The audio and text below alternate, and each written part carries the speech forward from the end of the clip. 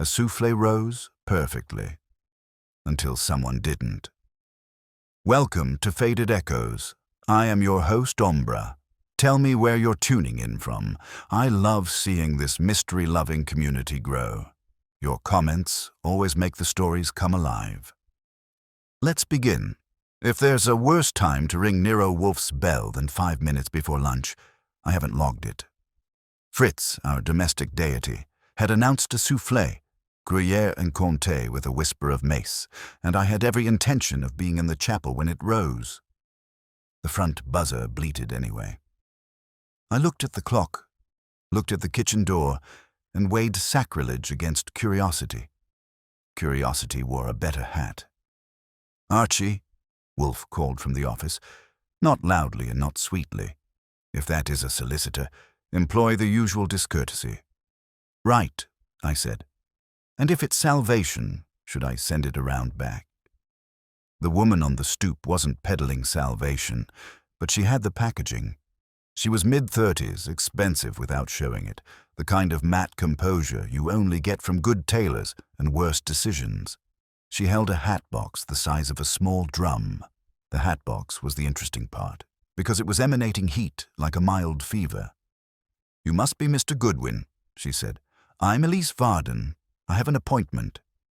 It was news to me, and I handled the book. "With Mr. Wolfe." "With Mr. Wolfe." She said it the way a concert pianist says, "with the Steinway," as if temporary possession were the natural result of their acquaintance.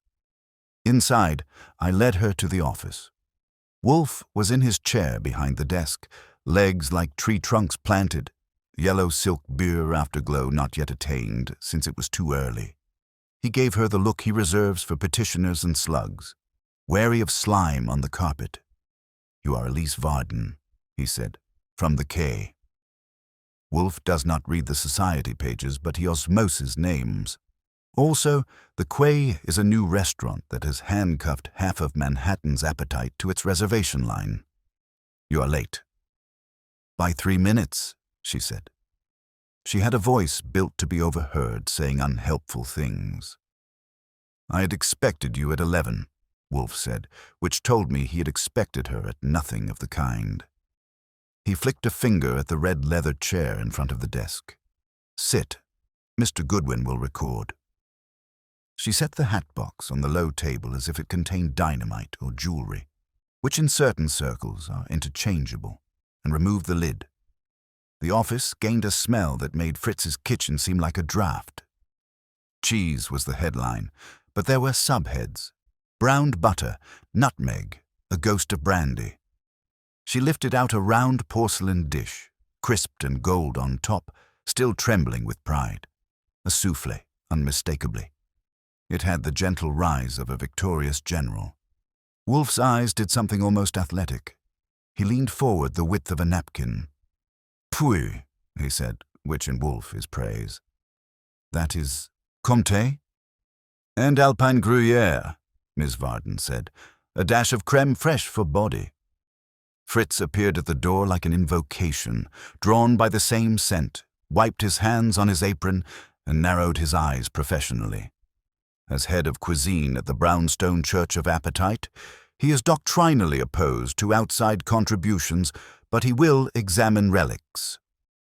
"Fritz," Wolfe said, "a plate, a spoon, and that Sancerre." Fritz departed, rattling the kitchen into a higher gear. Miss Varden watched Wolfe watch the soufflé. She had brought the right lure to the right pool. "I don't usually deliver food," she said, "but I didn't know any other way to get your attention. This," she indicated the dish, "is the problem and the evidence." "Of what?" I asked. "Sabotage," she said, "and reputational murder." Wolfe exhaled. "Ha!" He turned his head a degree. "Mr. Goodwin, in my drawer the small spoon marked B. That spoon is for tasting new sins." I retrieved it. Fritz returned with his more sanctified implements. Wolfe dipped the spoon, considered the custards tremble, tested it with his lips, and closed his eyes for the length of a prayer. When he opened them, theology was over, analysis had begun. You have over-foamed your whites by a fraction, he said, and compensated with creme fraiche. You have used brandy, Calvados, I suppose, where I would have preferred a younger Armagnac. Yet this is superlative. He dabbed again, then set the spoon down. No, not superlative. Vulnerable. Ms. Varden's relief and frustration shook hands in her face. Exactly. 3 nights running, our soufflés at the quay collapsed. Not merely fell, collapsed. The first night we wrote it off as a timing error. The second night we thought the oven door had been opened. The third, by the third, the Times was in the dining room and a social parasite was live-streaming our humiliation. We pulled the dish. Today, as a control, I made this one myself, in a kitchen I trust, and drove it here. I need you to tell me how someone did it. Or who. Preferably both. You need the police, Wolfe said, already disagreeing with himself. The police need a crime, she said. What I have is a pattern and a restaurant that could die of it. We built the quay, to be exact. If our exactness becomes a joke, we're finished. And I am not the only one on the hook. There are investors. There is a chef whose name is on the door. There is a critic who promised to return if we stabilized. We will not stabilize if someone is opening our ovens at the precise wrong second, or dosing our eggs, or whispering secrets to foam. Whispering secrets to foam, I said. That's a new felony section.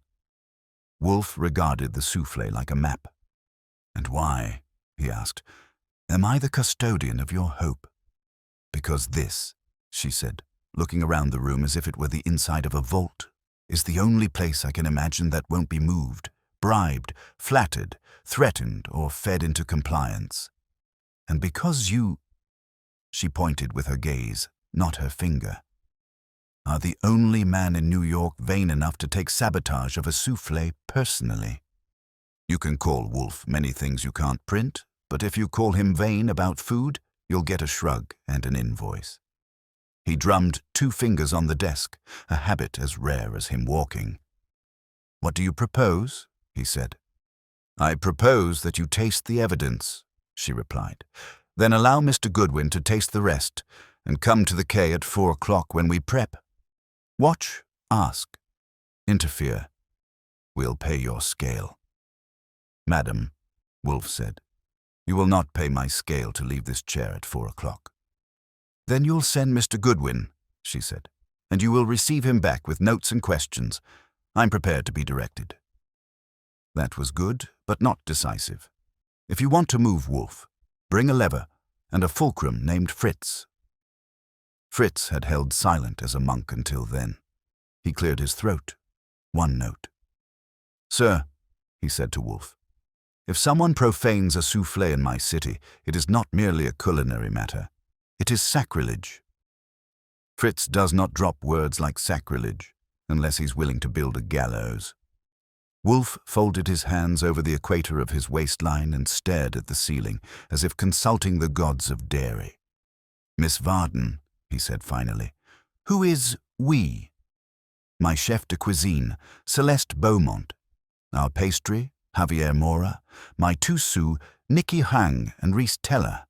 The investors, if you must, Maxine Darnell, who fronts our capital, Lyle Sutter, who fronts our press, and Tony Vellum, who fronts our skepticism by owning a competing group that would be happier if we failed.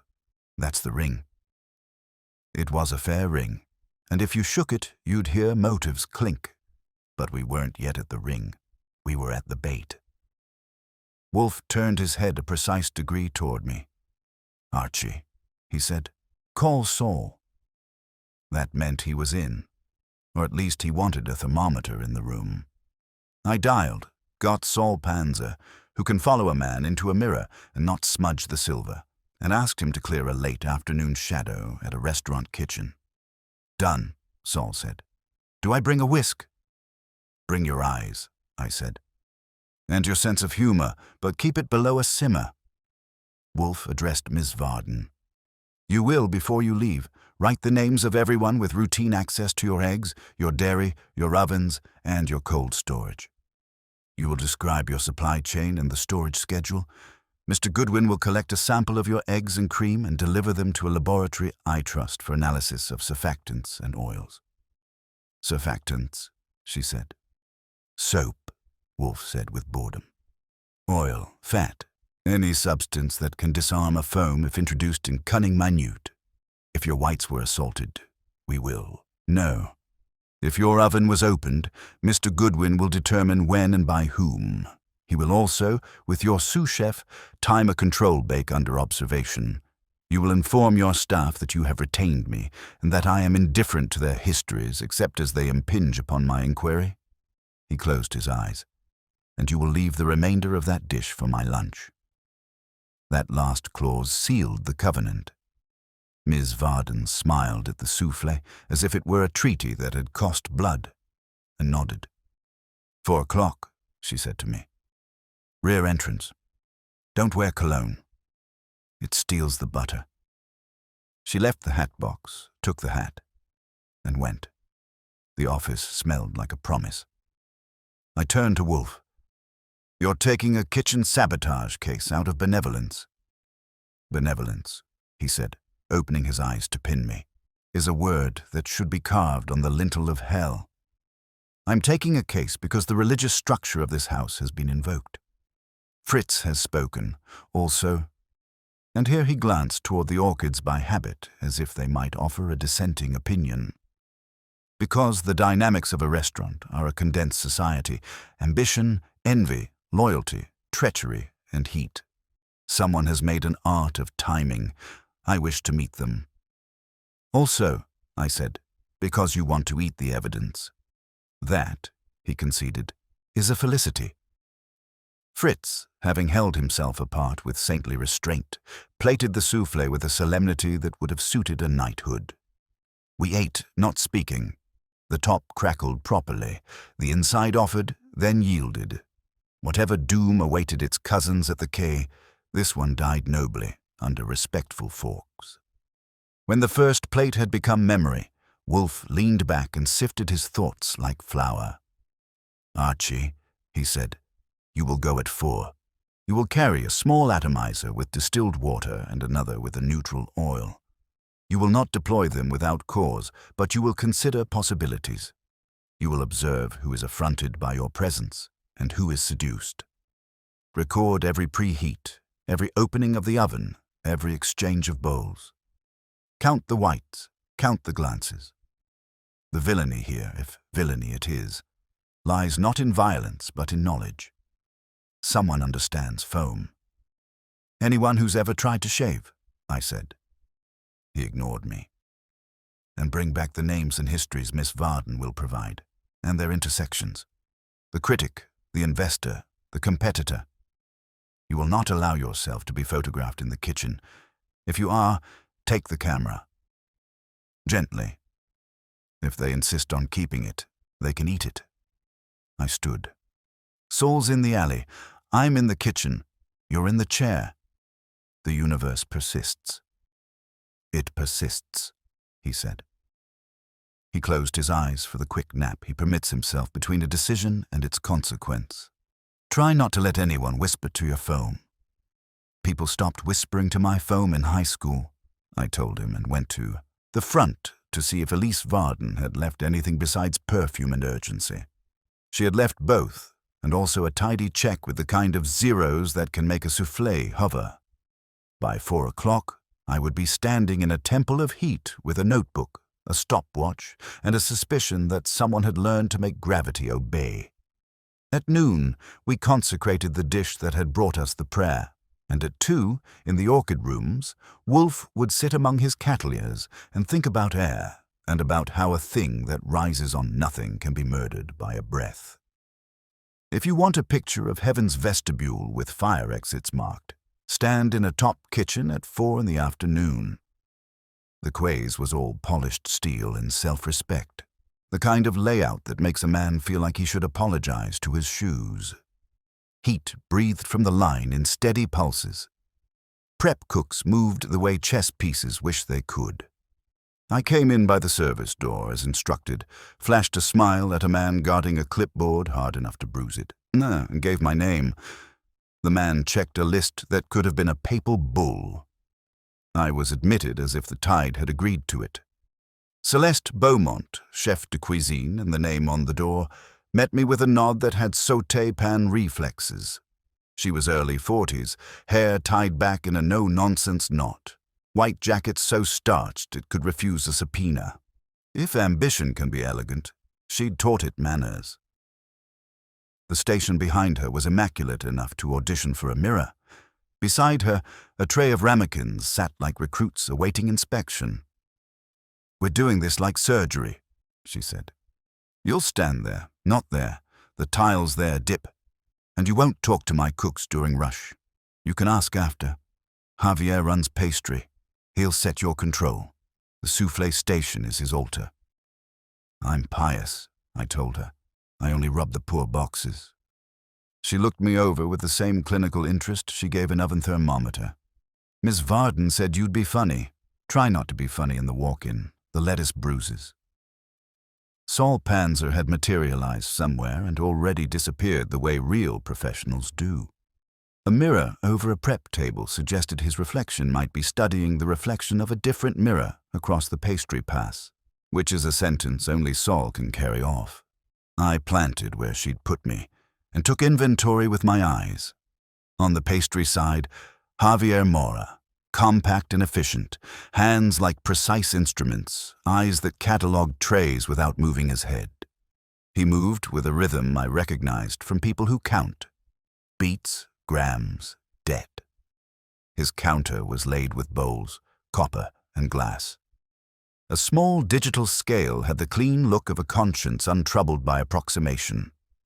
Next to him, Nikki Jang, one of the Sioux, was torching sugar on creme brulees with the focus of a safecracker.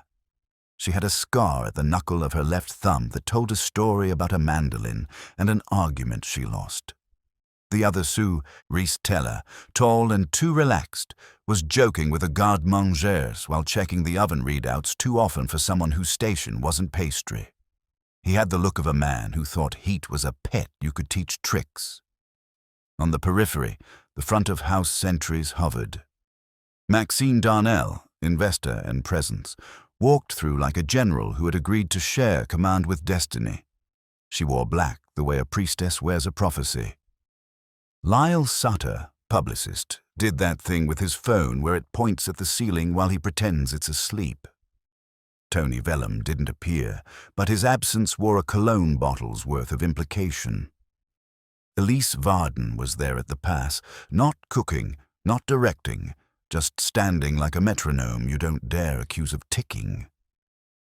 I raised my notebook, already populated with Wolfe's preparatory checklist. The atomizers rode in my pocket like two modest sins. Fritz had filled the oil bottle with a neutral refined grapeseed that would behave like a saboteur's dream in the presence of whipped albumin. I wasn't going to fog the room with it, but it comforted me to have a devil and an angel at hand. "Mr. Goodwin," Javier said, glancing over, voice low and crisp. "We'll stage 3 batches. 1 under my complete control. 1 with Nikki on whites and me on base. 1 with Reese on oven timing while I plate. If there's a hand, we'll see where it lands." "Who usually handles the whites?" I asked. "I do," he said, and allowed a corner of his mouth to register the impertinence of the question. "Always. But I'm not a jealous god." "You might want to become one," I said. "Jealous gods sleep better." He hid a smile and started cracking eggs. I moved closer, enough to count yolks and watch the separation. He used room-temperature eggs, which a civilized man would if he respected air.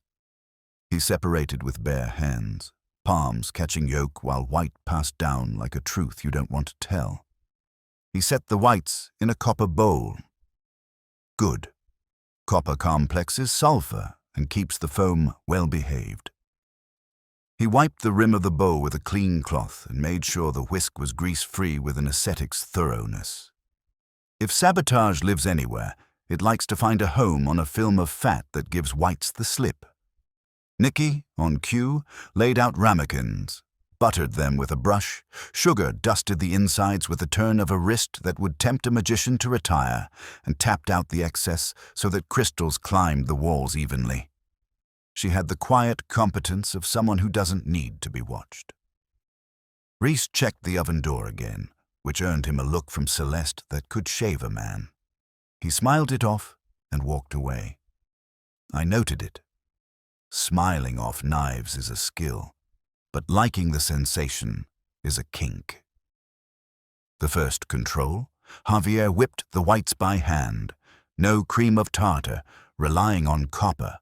He started slow, building strands, then lifted to medium, then to a tempo that had soft peaks introduce themselves and firm peaks graduate summa cum laude. He stopped on the half-breath before graininess. I had to give him that. The man could hear air. He folded the base, a bechamel kissed with Gruyere and Comté and a touch of mace, into a portion of whites to loosen it, then folded the two with a method that turns marriages into art. Big strokes, a turn of the bowl, lift and settle, preserving the structure like it had a right to live. He filled the prepared ramekins with a pastry bag, smoothed the tops with a palette knife, ran a thumb around the rims to create the classic top hat, and slid the tray into the oven. The door opened and closed like the blink of a god. He set the timer. The oven, a combi with better features than my radio, purred at 200 Celsius, convection gentle enough not to terrorize bubbles. "Who can open that door without you knowing?" I asked. "Anyone with hands," he said, dry. "But during service, no one does. Celeste will murder them. During prep, it's me, Nikki, sometimes Reese. Chef Beaumont will check temperatures." "Who oils the sheet pans?" I asked. "Who greases ramekins?" "Ramekins are sugared. No oil in pastry," he said, a catechism. "Sheet pans for other stations get oil, not here." "Where are the oils stored?" "By Sauté," he said. 3 bottles, olive, grapeseed, and a blended neutral for heat." "And hands?" I asked, nodding at a dispenser by the sink. "We wash, we dry, we sanitize," he said, and flicked his wrists into the air as if to dry them again. He went to the sink and did it anyway. I drifted toward the oils. They lived in squeeze bottles, labeled like Scouts. Each nozzle was clean.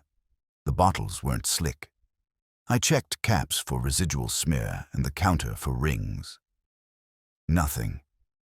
A prep cook at Sauté watched me with the flat expression of a man who's learned that asking questions gives questions oxygen. He turned his pan, added oil, and moved on with the confidence of heat married to muscle memory.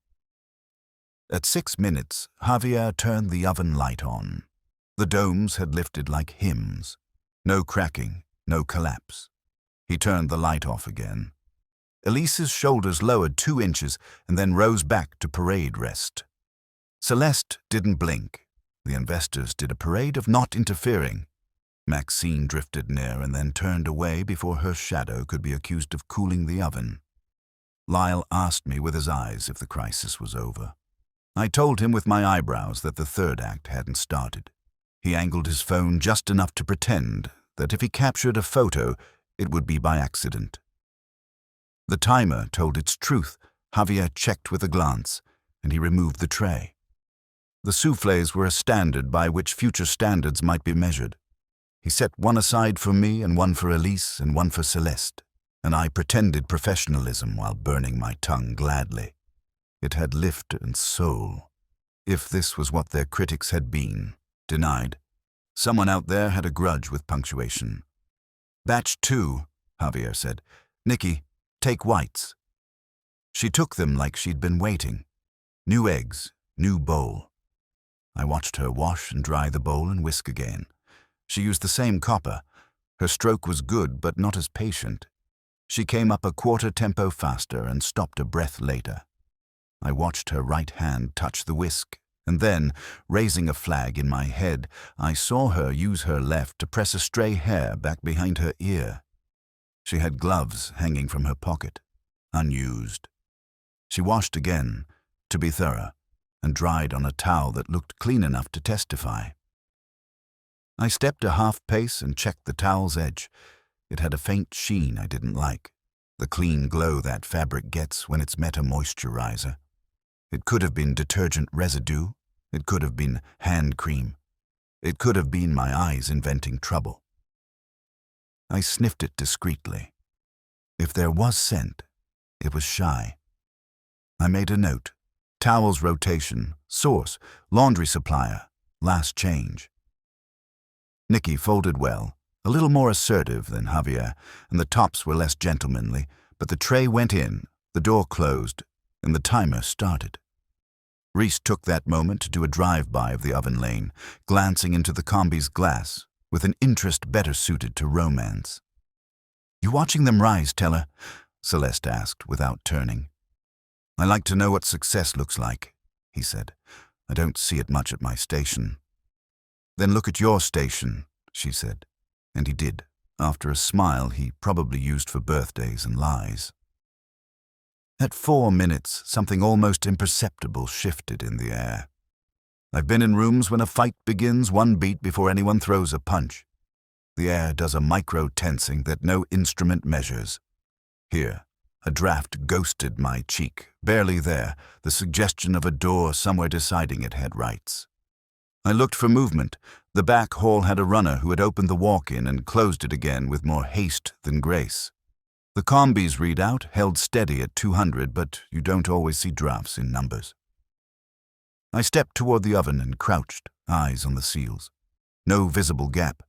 I moved my hand and felt it again, fainter, then gone. Behind me, Elise said, "Do not open." Javier gave a minimal nod. He hadn't planned to. The timer ticked. At 7 minutes, he checked with the light. The domes were up, but a hair less proud. He closed the light quickly, as if not to tempt them into introspection. They came out passable, not perfect. A slight pull at the edge where a bubble had thought about treason. Enough to serve to civilians, enough to make a pastry chef think unkind thoughts about entropy. Celeste tasted, appraised, said nothing. Elise's jaw worked once and then set. "Batch 3, Javier said. "Reese, your timing." Reese ambled over with a grin that had never met a consequence it liked. "I can count to 10, he said. "The oven is 10 minutes, Javier answered with no time for charm. He set the tray, slid it in. "You will open at 8 and close immediately to check color, then again at 10 to pull. Do not linger." "I don't linger," Reese said, and looked at me. "Ask my exes." He watched the timer like a cat watches a fishbowl. I watched him. At 7.5, he shifted his weight and rolled his shoulders as if preparing to do something heroic involving a doorknob. At 8, he opened, quick as a wink, glanced, shut. The draft this time said hello like a whispering aunt. I looked over my shoulder and saw Saul, 30 feet back, watching a busboy wipe a stack of plates with a cloth, and then, automatically, flick that cloth over his shoulder so it kissed the air before coming down. It was nothing. It was everything. A cloth that had memories could, in the right place, bless the wrong surface. I drifted toward the landing zone where trays came to rest. A bundle of towels sat there, fresh folded triangles. I lifted the top one. The fibers whispered against my skin. I rubbed thumb and forefinger and felt the faintest slickness. Not much, less than a rumor. But whites don't need a lot of gossip to ruin their reputations. "Where do these come from?" I asked a prep. "Laundry," he said. "We get a delivery at 2. There's a stack in dry storage." "Who opened the new bundle?" "Me," he said, not eager to be interesting. "I cut the tape and put them here." "With what?" I asked. "A knife," he said, raising an eyebrow I wanted to applaud. He pointed to a utility knife hanging by the dry storage door. The handle had adhesive on it from a sticker someone hadn't fully removed. He used it anyway because cooks live with reality. I took a towel from the middle of the stack and a towel from the bottom. The middle one had the same micro-slick. The bottom didn't. I turned to Elise and Celeste. Do you buy these or rent them? Elise? Celeste asked, and Elise said, We rent. Delivered, washed, and pressed. We go through a lot. Do your runners ever grab them for FOH? I asked. Sometimes, Lyle said, surfacing from his phone like a dolphin who'd heard his name. The bar borrows when we have a spill. We send back. Do they come back to pastry or to laundry? I asked. To the stack, the prep said. Then to laundry when we fill the bin. Who filled it today? Me, Nikki said, and looked at me like a woman who didn't intend to star in anyone's theory. The timer hit 10. Reese opened and pulled, and this time I watched his wrists. He moved the tray cleanly, no wobble, set it down, and because the universe loves a tease, a single dome quivered and sank a quarter inch while its neighbor held. It wasn't a collapse. It was a reminder. Javier tasted. He made a small, private face. They'll pass, he said. They won't sing. People like the chorus, Reese said. People pay for the solo, Javier answered. I went to the walk-in with Celeste's nod and checked shelves like a customs officer with a nose for citrus. Eggs, cream, butter, all labeled with dates, the rotation as disciplined as Marines. A crate of eggs had a corner cracked, 2 whites leaking into their neighbors' pockets like scandal. Not unusual. I took 4 eggs at random and marked them with a Sharpie for my lab man. I also snagged a small vial of cream, sealed it. I did not spritz my oil anywhere. If the game was already being played, adding a cheater to catch a cheater would just get me disinvited from the post-mortem. Back on the line, Celeste called a halt to Soufflé practice and flicked the sign from prep to service in a way only chefs can do without paperwork. The room's hum tightened. Orders began to print on the expo like a stock ticker deciding the fate of nations. Javier set his station for war, and Nikki and Reese returned to theirs. Elise took up a position where she could see ovens and doorways with one eye and the pass with the other. Maxine went to the dining room to look like money without sounding like opinion. Lyle drifted after her to adjust the light on patrons' faces as they photographed their food. I positioned where I wouldn't be scolded and where drafts were honest. At 6:30, as Javier slid another tray in, Saul reappeared at my elbow, seamlessly as a rumor. There's a towel cart that took a scenic route, he murmured. Bar borrowed, bar returned. On the way back, it stopped at Sauté for a spill and got a friendly pat down with a bottle that didn't know it was sharing. Oil, I said. Not a pour, he said. A kiss, a squeeze bottle cap tapped a stacked corner. Not enough to make a salad. Enough to teach a bubble humility. Who? I asked. The barback carried, he said. The squeeze bottle belonged to a man at Sauté who didn't see where his hand was. Or did. Hard to say. His name is Luca.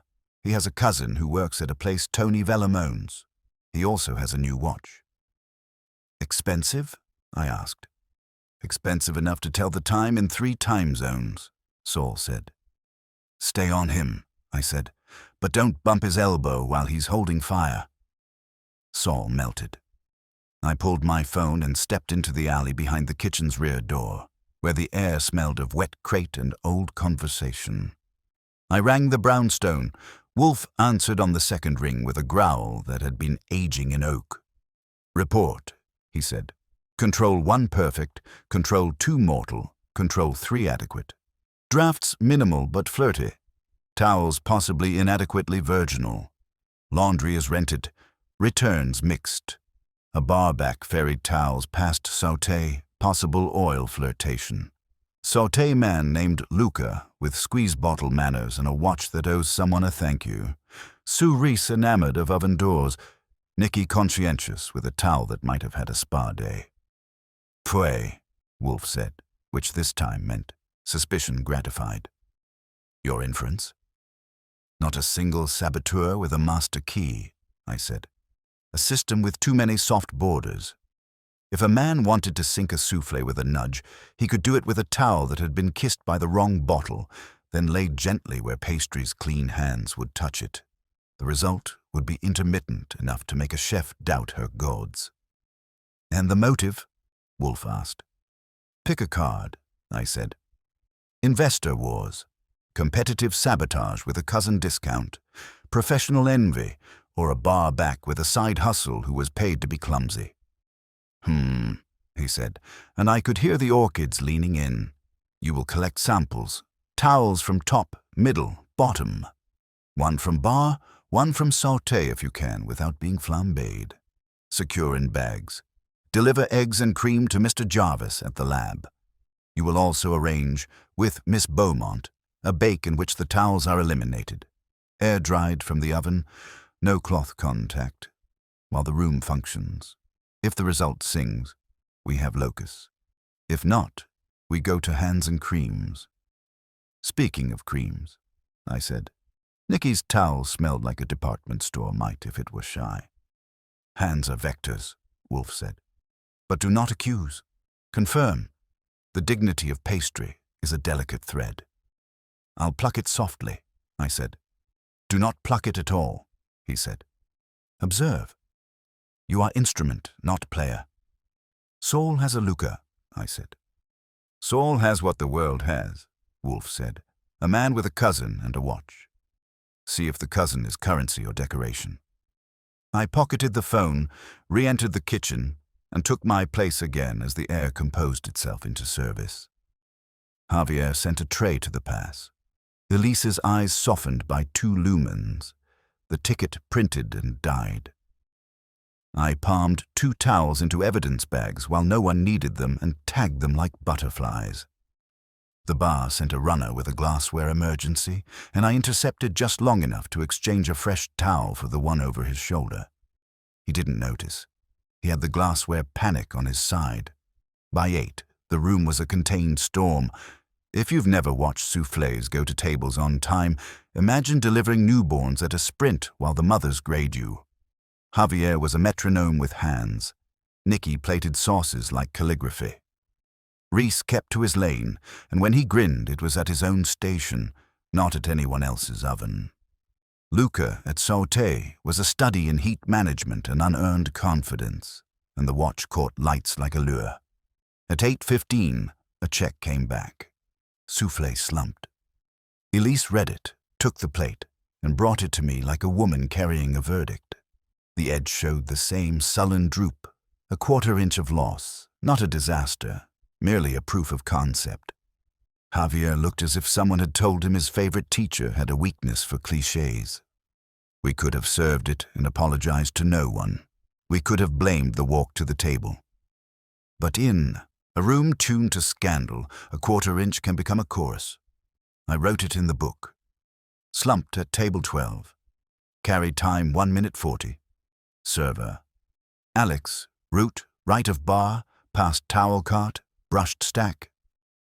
Unknown. Celeste's mouth made a line that would have supported a bridge. "After last entree fire," she said to me.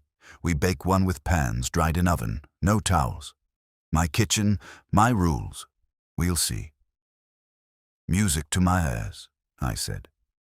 "And to his," I added, meaning the man uptown with orchids who had not moved but had tightened the net.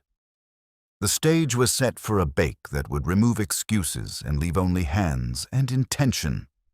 If the next soufflé rose and stayed proud when no towel had kissed a ramekin, the saboteur had been found in the corner where cleanliness and convenience meet. If it fell, then we would start to ask who whispers to foam when no one is listening. Celeste didn't have to raise her voice to rearrange a room. She said, "We dry, we do not wipe." And 3 stations found oven space like Manhattan finds an angle. Nicky slid a sheet pan into the low boy to purge any remaining virtue from the metal with heat. Javier washed and dried ramekins, then lined them up on a rack the way soldiers line a parade. No towels touched ceramic, air dry only, while service pirouetted around the experiment as if it were a shrine in a busy temple. I took the opportunity to tour the routes between Pastry and the pass. The towel cart that Saul had traced through its scenic detour was parked, for the moment, in a demilitarized zone by the espresso station. I knelt, took 2 more from the center of the stack, bagged them and swapped the top towel with one I had earlier verified as clean. It was the sort of move that wins you friends at parties where they serve subpoenas. "Mr. Goodwin," Elise said behind me, "if you rearrange my towels for your amusement, I'll rearrange your access." "It's my least favorite kind of amusement," I told her, standing. "We're sampling. Wolfe will want proof that has numbers in it." "Wolfe will want a great many things," she said. "I want a dining room to stop holding its breath." At her station, Celeste was plating a line of halibut with a gesture that could bless or condemn. It blessed. I watched her eyes flick to Pastry. Once, twice, never more than a heartbeat. It wasn't distrust, it was seeing. When the ramekins were dry enough to satisfy Javier's standards and mine, he buttered and sugared them with new brushes, pulled fresh whites, and went to work. The copper bowl gleamed like it had an alibi. He whisked at a tempo that couldn't be mistaken for impatience, then folded the base with a reverence that would have embarrassed a saint. Not a towel came near. He slid the tray in, sealed the door with the clean click of a decision, and set the timer. Reese, who had been born to lean in doorways, leaned in a doorway. I watched the angle of his shoulders to see if they tightened when the clock hit 8. They didn't. He checked his station's low oven with a con artist's insouciance, then returned to the line. Either he had taken the hint, or he had never intended to be the villain in a story where the villain needed to understand albumen. At 9 minutes, Javier flicked the oven light and turned it off again before the bulbs could warm their consciences. At 10, he pulled. The tray came out bearing a sextet of domes, so proud the room's shoulders rose with them. Elise let out air. Celeste nodded once. Nikki allowed herself a flash of a grin. Reese did not applaud, which I noted in his favor. A man who applauds at the wrong time is worse than a saboteur. We tasted. The texture had the buoy of a promise kept. No slump, no sulk. Javier's face moved back toward where his face lives. "That isolates towels as a factor," I said to Elise and Celeste at the pass. "Not conclusively the factor, but worth a sermon." "Then we preach," Celeste said. "No towel touches Pastry. Ever. Runners, tell runners. Lyle, tell the dining room gods that soufflés are saints again." Lyle slid his phone back into a pocket and smiled the way a man smiles when a headline writes itself. "I'll tell the gods to hold their thunder for the next earthquake." "Tell the gods," Elise said, "that the only thunder in this room answers to me." Service continued, now with a rhythm that didn't check its pulse every 3rd bar. I took my evidence to a side station, labeled the bags, and called Jarvis, Wolfe's favorite lab rat, for chemical curiosities. He agreed to receive cream, egg, and towel samples at his off-hour slot, with the kind of enthusiasm only a man who loves chromatography can muster. I promised delivery by 10:30. He promised a preliminary the next day. If the towels had been kissed by oil or a surfactant, his machines would rat them out. Saul reappeared as dining room noise took on the warm burr that means guests have begun to forgive the universe for existing. "Luca took his break," he murmured to me, eyes still on a point 6 feet past my shoulder. Smoked out back with the bar back. Discussed a game. The cousin's name came up. Cousin works at a vellum property called Moiety. Luca said he could get a man a favor there if he needed a table. No mention of towels. No mention of soufflés. The watch spent time in the light. He likes how it shines. "Men who like how things shine sometimes like money in clumps," I said. "Stay with him long enough to learn if he buys dinner on credit or with cash that still smells like someone else." "Already did," Saul said, modest. "He paid for a set of knives last week in cash. $50 bills fresh as basil. No bank band. No receipt." Keep an ear on the cousin, I said. If Tony Vellum sprinkles favors in this kitchen, I'd like to know whether he thinks he's salting an appetizer or a battlefield. The night moved. I visited dry storage. The fresh laundry cartons were stacked with their tape cut neat. I ran a finger along an interior flap of one. Clean, unscented, industrial. I checked the bin where used towels went to die. It was a mausoleum of lint and regret. I lifted the lid of a plastic tub marked bar towels and found them damp and honest, smelling like limes and apology. Subtle trepass rarely announces itself with a drum roll. It's more likely to leave you a note in a corner you don't sweep often. My note was a pastry brush that wasn't in its jar. Javier's brushes were lined like soldiers, bristles down, handles up. One was missing. I didn't say it aloud. I looked around. A minute later, I noticed a brush sitting in a metal bain-marie at the edge of Soufflé, bristles a shade glossier than butter would grant. I drifted over and lifted it. "Borrowed," said Luca, appearing with a pan that hissed at the contact of the line. "Needed to baste." "Borrowed from pastry?" I asked. "It's a brush," he said, as if that closed the subject. I put it back. "After it's baptized in oil," I said, sniffing. "Grapeseed. Neutral, high heat. The same bottle family I'd seen earlier. The same clean, cold scent that tells whites to sit down and be reasonable." I did not deliver a homily. It wasn't the time. I carried the brush back to pastry and set it aside, handle up, like a spent cartridge. "Who set that there?" Javier asked, eyes narrowing. "Sauté borrowed," I said. "You'll want to boil it or bury it." "Bury it," he said flat, and dropped it into a trash can with a finality I admired. I paged Elise with my eyebrows. "The kitchen has soft borders," I said. "They're an invitation. You might want to paint a line around pastry that only pastry crosses." Elise's mouth made a shape that could cut rope. "Paint it, Celeste," she said. Celeste didn't paint. She posted. A junior runner placed a sign at the pastry border. "No entry, pastry only. Violators will be flambéed." It got a laugh, and then it got respect. Laughter is a gateway drug to obedience. By 9:30, soufflés sailed and landed like birds that had decided migration was for other species. I collected my samples, confirmed with Elise that Jarvis would get his delivery, and told Javier to keep the towel embargo strict until I said otherwise. He looked at me as if I'd asked him not to inhale smoke in a burning building and said, "I will." I hit the alley with Saul on my flank, 2 evidence bags in my coat and a small cooler under my arm. The night had the particular quiet that comes to New York when a certain class of people goes inside to pretend not to look at each other. We flagged a cab. I dropped Saul at a corner where a man with a watch might be lured by neon, then pointed the driver uptown to the lab. Jarvis is a man who can find a molecule's ancestry with a chromatograph and a hunch. He took the towels like a priest, takes confession, no judgment until the data sings. "Surfactant?" he asked, already lining up vials. "Possibly," I said. "Possibly oil, possibly the ghost of both." "And cream eggs," he said, logging them.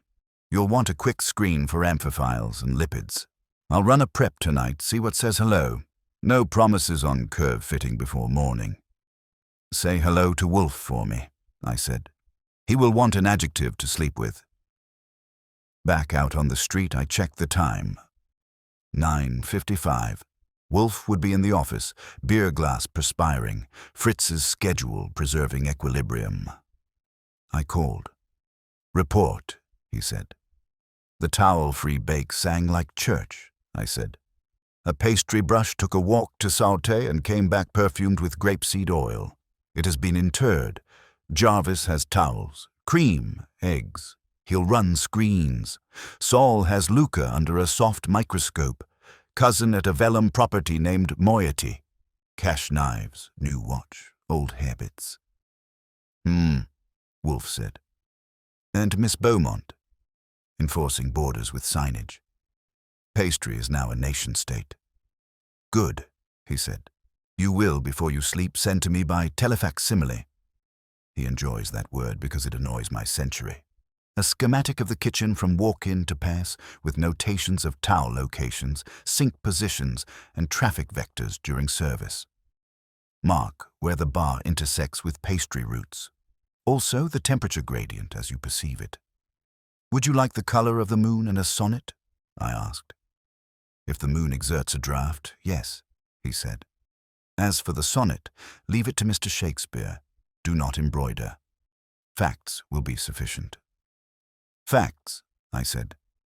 Here's one. The sabotage works best when it has plausible deniability. No one needs to pour oil into whites. A touch on a towel, a borrowed brush, a smear on a rim will do. A chef doubts herself. A pastry cook doubts the oven. Investors doubt everyone. It's elegant villainy.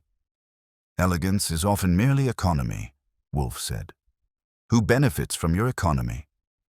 Tony Vellum's competitor interest would smile to see the quite limp, I said. An investor might profit from a buyout if the reputation craters. A jealous hand in the kitchen could rearrange the org chart by making a name look foolish. And Miss Varden? Wolfe asked. Her motive is to survive. Her method is to recruit me. Her means are adequate. She's no saboteur, I said, unless she's auditioning for Greek tragedy. Greek tragedy rarely serves soufflé, he said. Return. We will dine. Bring copies of your notes and any cents you can recall that are not gastronomic. I closed and headed for the brownstone. On the way, my phone vibrated with a text from Seoul. Lusa left. Met cousin outside moiety. Cousin handed envelope. Luca smiled. They parted.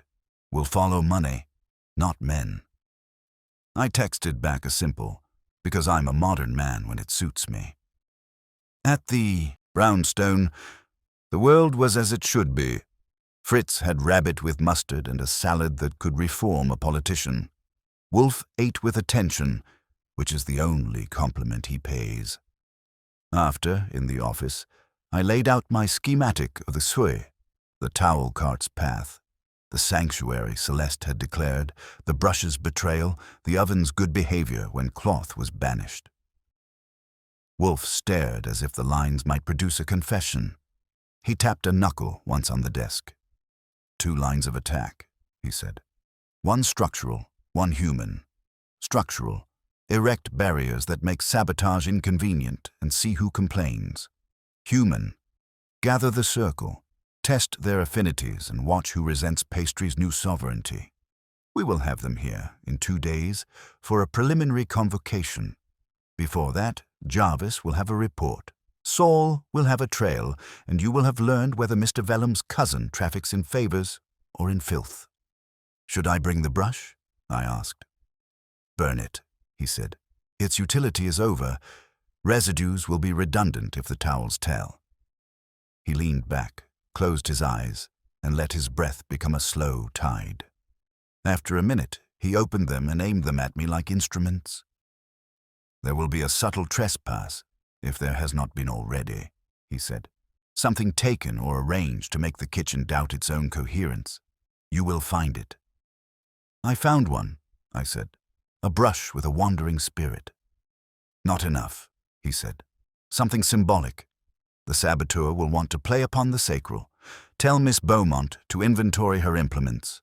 Tell Mr. Moore to lock his scale. Tell Miss Varden to check her files. Files, I said. Investors create paper, Wolfe said. Paper creates leverage.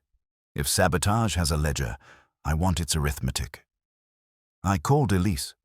She answered on the second ring with kitchen in her throat. I told her Wolfe's orders. Lock pastry scale and thermometers, count brushes, seal ramekins in racks, and check any paper that proves ownership can be argued. She didn't ask why. She said, done, and hung up. At 11, my phone chimed again. Saul, Lusa deposited envelope in locker at gym on 10th. Key returned to cousin. Cousin made call to Moiety's back office. Name he used, T vellum. I texted, "Don't get heroic." Saul replied, "I never do." I put the phone down and met Wolfe's eyes. "The web ties as expected," I said. "Now we tug." "We will not tug," Wolfe said. "We will pluck a string and listen for overtones. Tomorrow you will return to the quay. Announce that towels are prohibited in pastry by my order. Then, innocently, ask who first suggested towels live near pastry at all. Note the glances. Meanwhile, when Jarvis calls, we will have a solvent proof that angels have been shoved off clouds with oil." He closed his eyes again. "It is midnight. Go to bed. I prefer you upright tomorrow." In my room, I turned the day over like a coin. Towels, kissed by bottles, a brush taking a field trip, a cousin with an envelope, a combi oven that behaved when temples were respected. Wolfe's last line followed me to sleep. There will be a subtle trespass. Morning, I suspected, would deliver it gift-wrapped. Or, more in keeping with the tone of the thing, tucked where only a man who understood kitchens as societies would think to look. Morning came with the kind of clean light that makes you believe in redemption, and then the phone rang and reminded me which city I lived in. Jarvis didn't bother with hello. He prefers vowels only when they carry data. "Towels," he said. "Middle of stack sample. Clear lipid signature. Grapeseed predominates, with a buddy. Dimethylpolisiloxane. That's an anti-foam additive. Not a lot. Enough to teach Bubbles humility." "You're sure?" I said. "Chromatography is sure," he said. "Top of stack had trace. Bottom none. Bar towels showed lime and the same lipid, lower concentration. Eggs were eggs. Cream was cream. No surfactants in the dairy themselves. Your villain isn't whispering to foam with soap. He's patting it with fryer ghosts." "Bless you and your machines," I said. "Wolfe will toast you with beer foam that behaves." "Tell him to use a clean glass," he said, and hung up. I went to the office where Wolfe was in place, large enough to be a weather system, reading the Times as if it had personally disappointed him. I relayed Jarvis's benediction. He nodded, which in Wolfe is a cartwheel. "Polysiloxane," he said. "Fryers, sauté. The bar will not keep such a thing. Their oils are for salad and sin. Ergo, pastry is being compromised by proximity and promiscuity. You will deliver Jarvis's report to Miss Varden and make it law. Towels quarantined by provenance, bar towels forbidden from pastry, fry-adjacent cloths banished beyond the pale.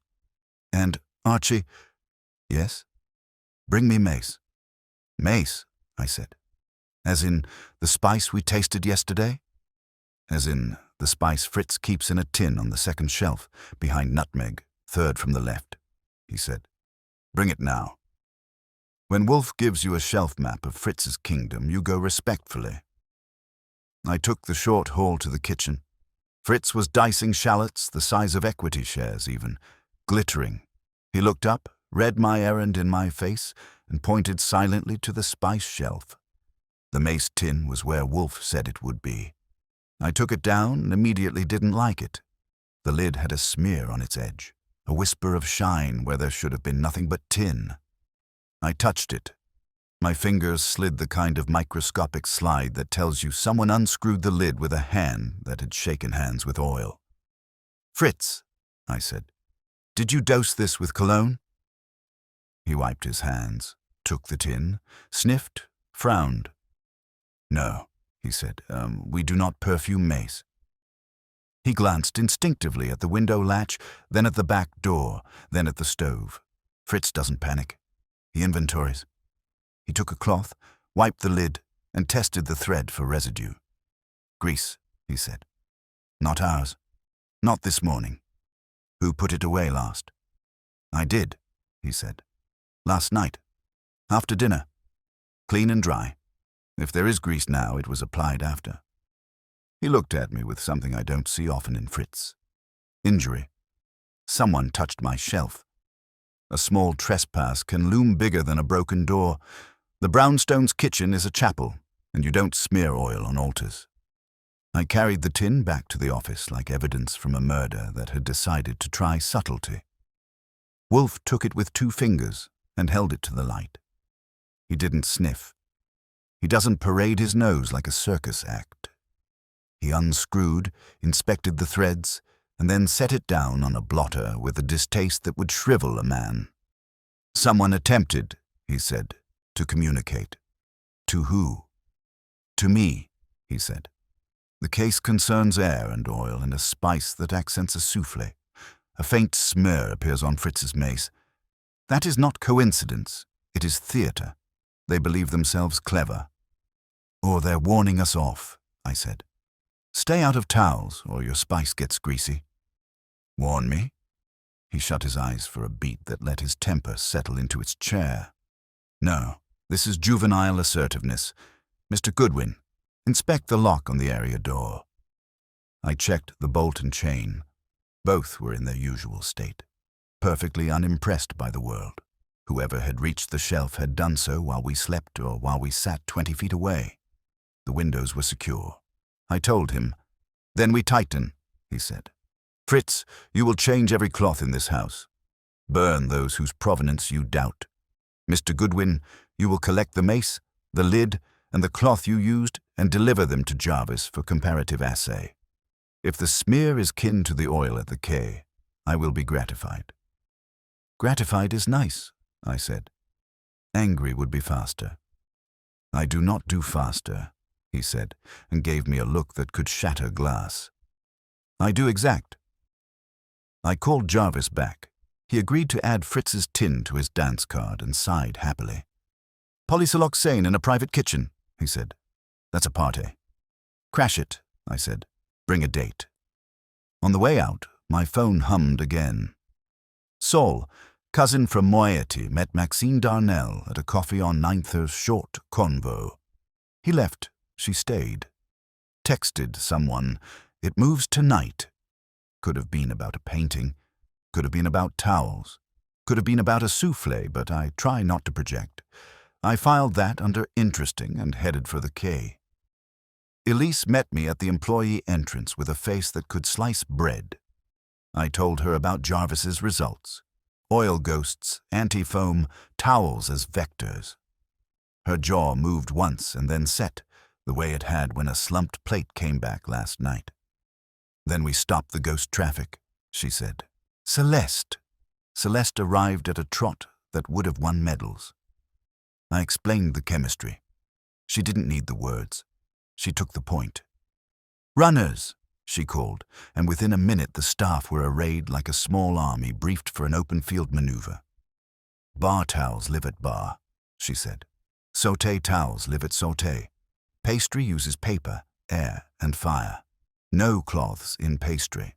If you carry a towel and your feet cross this line," she indicated the border from last night, which now had genuine tape like a crime scene, "you sling your towel into that bin before you cross. You retrieve it when you go back. If I see a towel in pastry, I will wear it as a trophy, and you will peel potatoes in a walk-in until spring."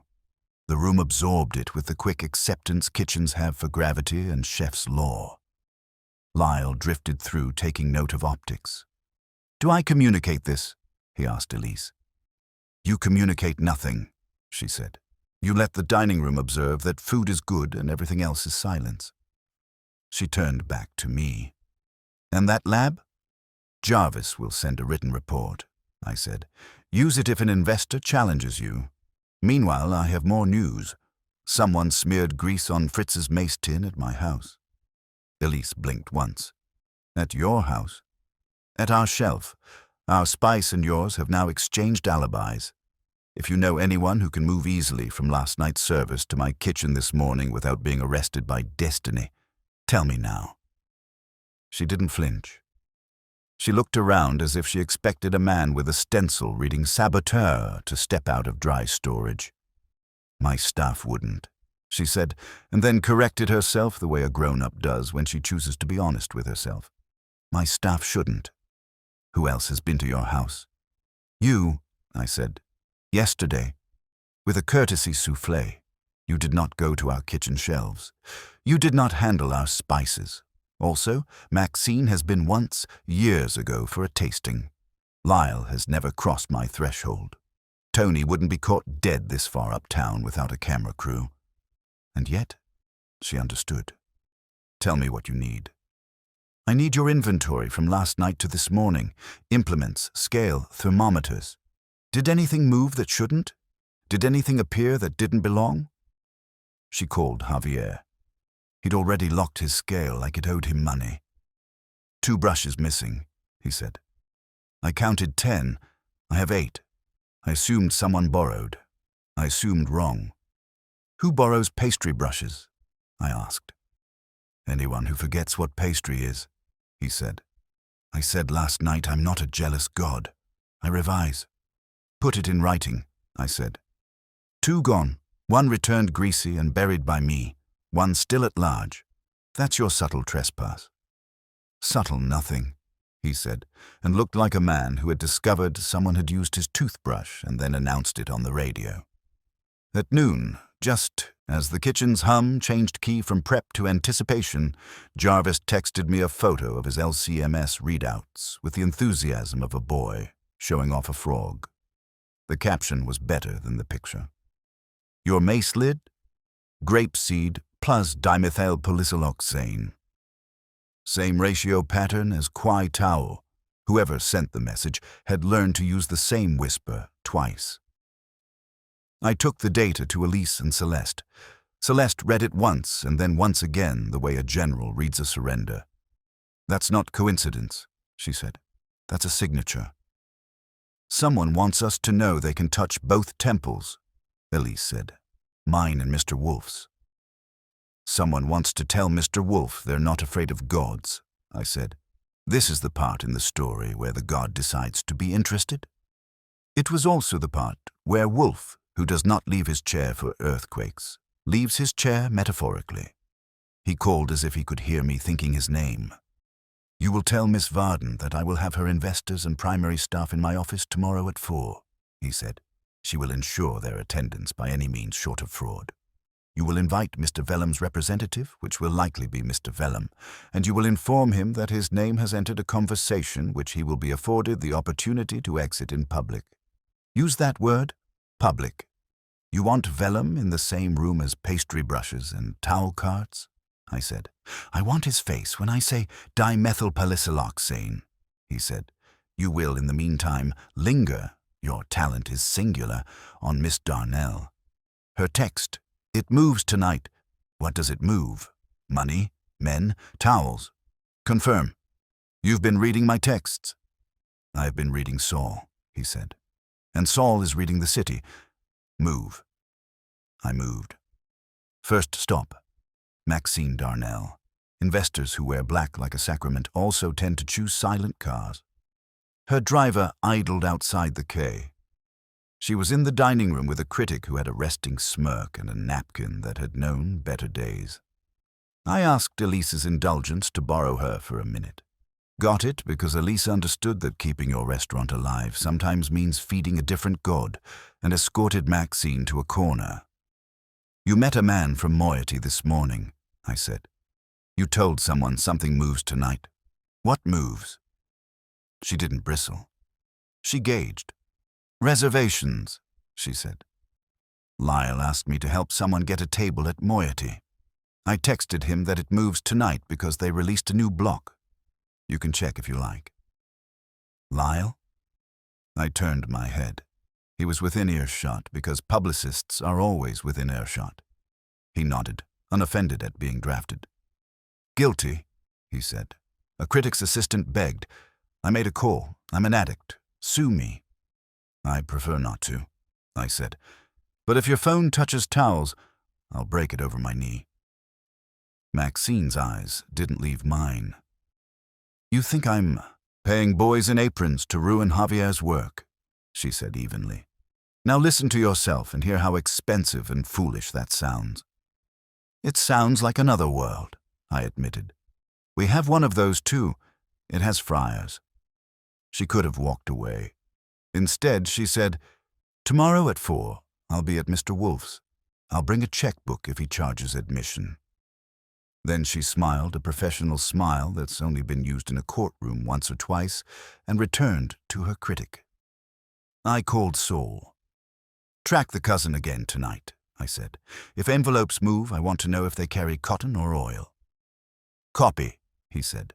"Luca is on shift now with less swagger. That watch ticks the same." Back on the line, pastry was running clean and proud.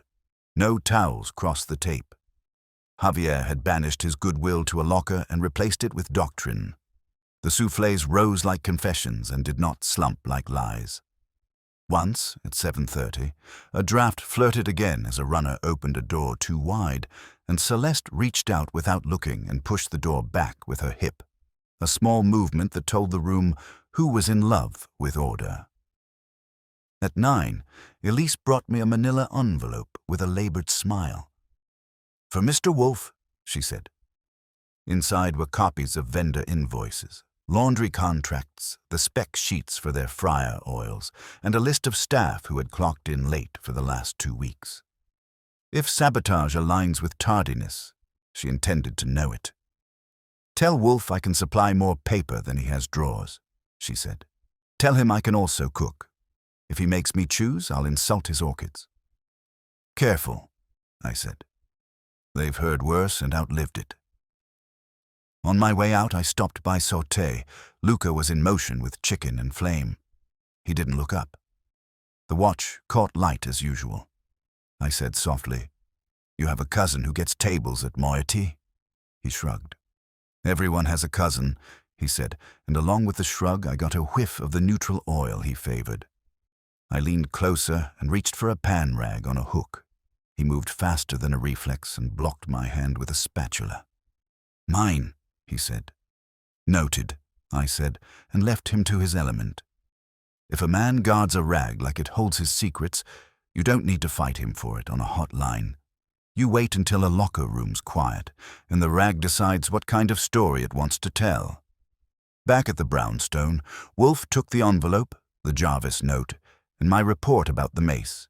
He placed them on the desk with geometrical precision, then reached for the bell and rang once. Fritz entered. Wolfe said, "We have suffered impiety. We will be patient. Tomorrow we will see who attends and who performs." He closed his eyes, and for a minute the house did the same. Then he opened them and looked at me. "Archie," he said, "tomorrow's gathering will be crowded. Call Mr. Stebbins at homicide." "That escalates," I said. "We are not notifying him of a corpse," he said. "We are inviting him to observe the anatomy of a crime that could become one if a fool is denied subtler satisfactions. I prefer my culprits indicted for smaller sins than emboldened to attempt larger." "Understood," I said. "And the mace?" He looked at the cleaned, bagged tin on the side table and made a sound that could have been pity. "We will replace it," he said. "Some things merely flavor. Others signify. The man who touched that tin has informed me he reads. Tomorrow I will discover whether he understands." By the next afternoon, the brownstone had the air of an amphitheater before a public hanging. Fritz had polished the floor, not for guests, but for Wolfe's conscience. The windows were open 1/2 inch. His concession to October, and the orchids upstairs were no doubt rehearsing their applause. Wolfe sat behind his desk like a magistrate who had grown weary of indicting the world, but was willing to make an exception. I'd spent the morning ensuring everyone invited would appear. Elise Varden confirmed first, her voice steady, but carrying the strain of someone who spent a week walking a tightrope made of egg whites. Celeste would come. Javier too. Maxine Darnell said nothing, only that she would arrive on time and prepared. Lyle Sutter sounded amused. Tony Vellum sent word through an assistant that he would attend personally, to observe the conclusion of this culinary melodrama. That meant he smelled victory. Or fear. Either would do for Wolfe. Saul had been busy. At dawn, he'd tailed Luca to a meeting with the cousin at moiety, who'd handed him a fresh envelope. Saul retrieved a discarded wrapper from the trash near the bench where they'd met. thin wax paper that carried traces of oil. Jarvis confirmed it matched the same chemical fingerprints from the towels and the mace lid. The pattern was perfect, too perfect for coincidence. By 3:45, the office had transformed into a stage. Wolfe's globe gleamed, the beer bottle stood like a prop in waiting, and the red leather chairs were positioned for interrogation, 2 in front of the desk, 4 along the wall. I stationed myself near the door, notebook ready, pulse content. Wolfe's mood was unreadable. He sat motionless, fingers steepled, eyes closed, as if the act of seeing were beneath him until the curtain rose. At 4 sharp, Elise arrived first, bringing the faint aroma of kitchen tension with her. She nodded to me, then to Wolfe, and took the chair directly in front of the desk. Celeste entered next, crisp and composed, followed by Javier, stiff, tight-lipped, the kind of man who could fold rage into etiquette. Behind them came Lyle, phone in hand, eyes darting like a man trying to find an angle he could sell to the press. Maxine entered last of the group, wrapped in confidence and black silk. She chose the seat farthest from Celeste because power likes its own perimeter. Tony Vellum made his entrance 5 minutes late, wearing a charcoal suit that had cost more than Elise's monthly payroll. His face carried the calm self-satisfaction of a man who never takes public transit or responsibility. He gave a brief nod to the room, found a chair that wasn't offered, and sat as though he'd purchased it. Wolfe opened his eyes. The room went still. "Miss Varden," he said, "you and your establishment have been, as we might phrase it, profaned. I'm not fond of sacrilege. I propose to correct it." Elise inclined her head, more tired than defiant. "That's why we're here." "Yes," Wolfe said. "You and others. We are attended not merely by witnesses, but by participants. Some knowing, some not. I will speak, and you will listen. If I require your voice, I shall solicit it. If you volunteer it, you may regret the impulse." Tony smirked. "Are we under oath, Mr. Wolfe?" "You are under scrutiny," Wolfe said without looking at him. "A heavier burden." He gestured toward me. "Archie, the report." I summarized. Jarvis's findings on the towels, the surfactant traces, the brush borrowed from pastry and baptized in oil, the line of contamination that ran from sauté to the bar to the rented laundry, and from there, through coincidence or orchestration, to sabotage. I outlined Saul's surveillance, the envelope exchanges, the cousin at moiety, the consistent chemical fingerprint, and the signature smear on Fritz's mace tin that linked our world to theirs. Tony's smirk bent inward. Maxine's fingers tightened on her purse. Lyle's phone lowered an inch, then crept back up as if hoping no one would notice. When I finished, Wolfe leaned forward slightly. "Sabotage," he said, "is a petty sin unless performed with intent. The question, then, is who benefits? Miss Varden has suffered. Her chef and her investors have suffered. Her competitor has not." He turned his eyes to Vellum. Tony shrugged. "You're implying I'd ruin a restaurant to gain publicity for mine. Hardly efficient." "Efficiency," Wolfe said, "is a matter of temperament.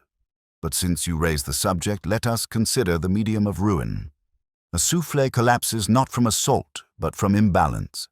A touch of oil, the wrong air, an intrusion timed to the second. These are elegant saboteurs. They are also signatures.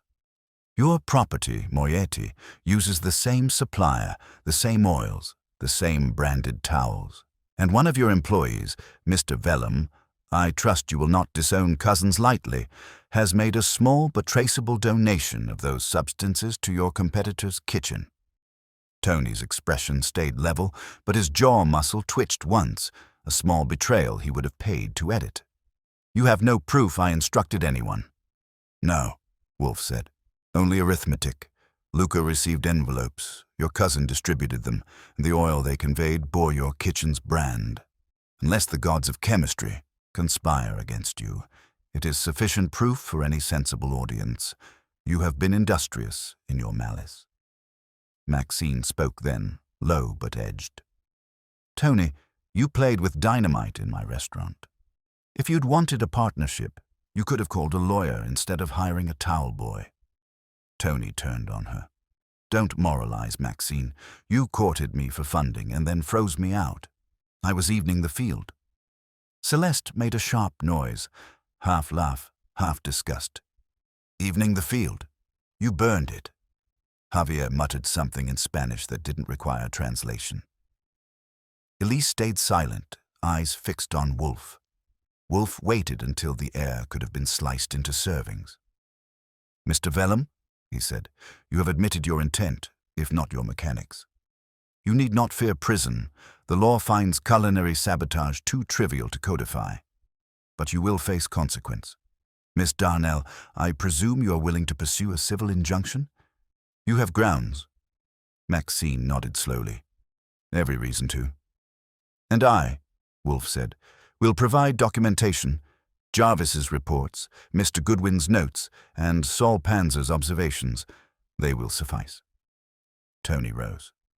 "You think this is over? Publicity cuts both ways." "Yes," Wolfe said, "but quality cuts deeper. You'll find yours deficient." He waved a hand. "You may leave, preferably forever." Vellum stood, made a small, brittle smile, and walked out. His cologne lingered like a bad promise. When the door closed, Wolfe exhaled, not with relief, but with precision. "The world," he said, "is tidy again, though it still stinks faintly of oil." Celeste looked at Elise. "We're free?" "Free enough to rebuild," Elise said. Then to Wolfe. "Thank you. You didn't have to take this." Wolfe looked offended. "Madame, I take what offends me. Someone used my kitchen as correspondence. That will not recur." I followed her to the door. "You'll want a PR statement," I said. "Something Lyle can circulate that makes you the heroine, not the victim." She smiled faintly. "Can you write it?" "I can write it, but Wolfe won't let me bill for it," I said. "Take the win." After the guests left and Fritz reclaimed the air with a lemon cloth, Wolfe leaned back, fingers intertwined over the continental shelf of his middle. "Archie," he said, "this case reminds me that human mischief is limited only by opportunity and imagination." "And towels," I said. He ignored me. "We will dine. Fritz, the soufflé?" Fritz emerged with a new dish, light, golden, unbetrayed. Wolfe spooned into it reverently, then paused long enough to deliver judgment. "Restored," he said. I took a bite and agreed. It was triumph in edible form. Wolfe set down his spoon. "The world collapses easily, Archie. The trick is to know when to close the oven door." That was as close to philosophy as the day required.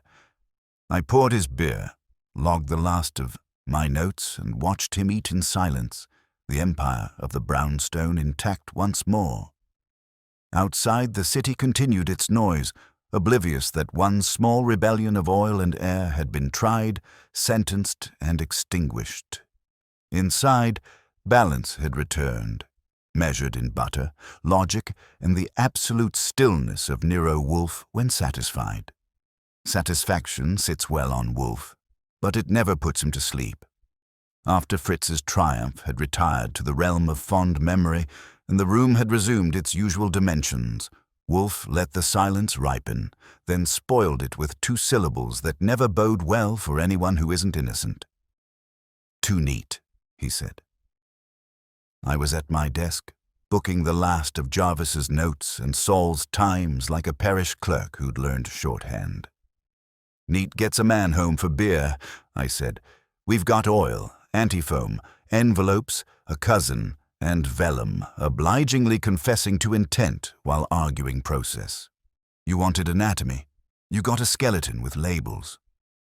He rubbed a finger along the arm of his chair, a habit I have come to recognize as the prelude to war. "Mr. Vellum is a vulgarian with resources. He's capable of paying a kitchen hand to be clumsy. He's not capable of writing on Fritz's shelf with the correct chemical hand, the correct mockery, the correct timing. He does not know me well enough to taunt me to my face without a mirror. Someone arranged him like garnish. You're saying he's not the cook. He's the parsley, I said. If he didn't send the brush to sauté, who did? I did not say he didn't, Wolfe said. I said he does not suffice.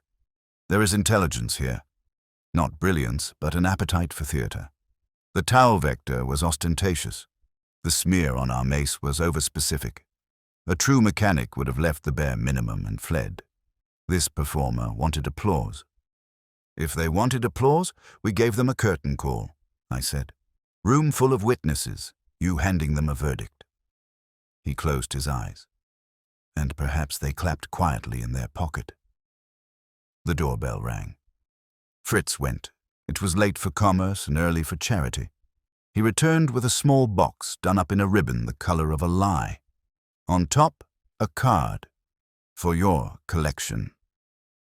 Elisa's hand had written plenty of cards on nice paper. This wasn't her. Fritz set it on the corner of Wolfe's desk like a waiter delivering a check that could arrest a man. I took a knife and cut the ribbon. Inside lay a pastry brush, new, unused except for the fact that it glistened. Not with oil, with that slick silicone sheen you learn to recognize when you've watched men spray a griddle to make eggs obey. The handle had been etched neatly, with a phrase that would have done well on a novelty apron. Rise to the occasion. I lifted it with 2 fingers and held it to the light. If mockery could hum, this would have been a quartet. Wolfe didn't touch it. Bag it, he said. Jarvis. I slid it into a bag, sealed it, labeled it with a date and a sentiment I didn't write down. The messenger had left nothing but a name in the lobby book, a scribble that could have been Smith or Sin. I called Jarvis, who sounded like a boy who'd been told Christmas had been moved up a week. He told me to send it by runner. I told him to send me back an adjective I could use in mixed company. When I put the phone down, Wolfe was still motionless. He opened his eyes and unlatched his voice. Tomorrow, he said, you will return to the quay for luncheon prep. If in the absence of towels a soufflé slumps again, the vector is elsewhere. If not, the vector is human. Mr. Panzer will continue to follow the money. I will consider. He grimaced as if at a misuse of salt. Publicity. You want Lyle, I said. He's the only one who makes money out of oxygen. Not necessarily, he said. But a man who treats perception as substance is congenitally dangerous around foam. Morning put me in the quay's alley breathing produce and predictions. Elise met me with a nod that had slept poorly. We're towel-free and brush-pure, she said. Javier has taped the border and enlisted the pastry gods. If this room were any holier, we'd be fined. And the photo policy, I asked. Her glance clipped a target. Lyle doesn't bring props into my kitchen, she said. He knows he's on a leash. Publicists favor elastic, I said. Inside, the room wore its day face. Light, honest as a ledger. Pastry was staged like a courtroom that had been warned to expect perjury. Javier's copper bowl shone like a good conscience. Nicky's hair was pinned back with the kind of penitence we had asked for and gotten. Reese's grin had acquired humility, which I recommend for most purposes. Celeste did a perimeter check of ovens, doors, and drafts, then checked her own expression and put it away. Control? I asked Javier. Control, he said. Paper-dried ramekins, fresh whites, no lotion, no towels. No one breathes on a bowl. We stood well back. He whipped, folded, filled, thumbed the rims, slid the tray in, and set the timer. 8 minutes into a 10-minute future, the oven glass contracted to a mirror and showed a man behind me who had not earned a reflection in a pastry, a facilities tech with a ladder and a filter, headed toward an HVAC intake above the hotline. He had a work order tucked into the back pocket of his coveralls. He also had a spray bottle hooked to his belt, labeled with a brand I'd seen at 100 food shoots and an uncountable number of greasy spoons. Supermarket glycerin. Photographers use it to make strawberries sweat and steaks look like magazine sins. Facilities use silicone sprays and anti-fog on lenses and plastic. Between the three, you can teach air to cheat. "Hey," I said, stepping between him and the ladder in a manner consistent with city ordinances and my pride. "Who called you?" He held up the work order. "Filter replacement, dining room and back, preventive maintenance. You the one who put in the ticket?" "Elise?" I called. She appeared with a speed that doesn't violate health codes only because she was born with it. She took the paper, read it, and frowned a knife. "We didn't issue this," she said. "That's our vendor, but I didn't put in a ticket." The tech shrugged the shrug of a man who has never been paid in outrage. "Dispatch sent me. I can do the dining room and come back." "You can do the sidewalk and never come back," Celeste said. "Not during a service. Not during a bake." He looked at me as if I might be the adult. I nodded toward the door. "We'll call you," I said. "Leave the ladder." He left, muttering about signatures and the weather. I didn't like the convergence. A man with glycerin, a filter near pastry, a work order no one owned. I also didn't like the fact that the oven timer hit 10, and Javier's tray came out a shade. Just a shade. Less triumphant than last night. Not a collapse. A suggestion. The way a note sours if you've moved your chair an inch. He set one for me. One for Elise.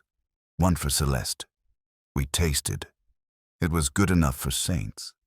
But its shoulders didn't square the way perfections do. Javier's mouth thinned. "Draft?" he asked. I scanned the line. The intake above Sauté had a filter that looked fresher than it had any right to at 11:15 a.m. The ladder had been there long enough for a man to lift a grate and remember he'd left his ethics in the truck.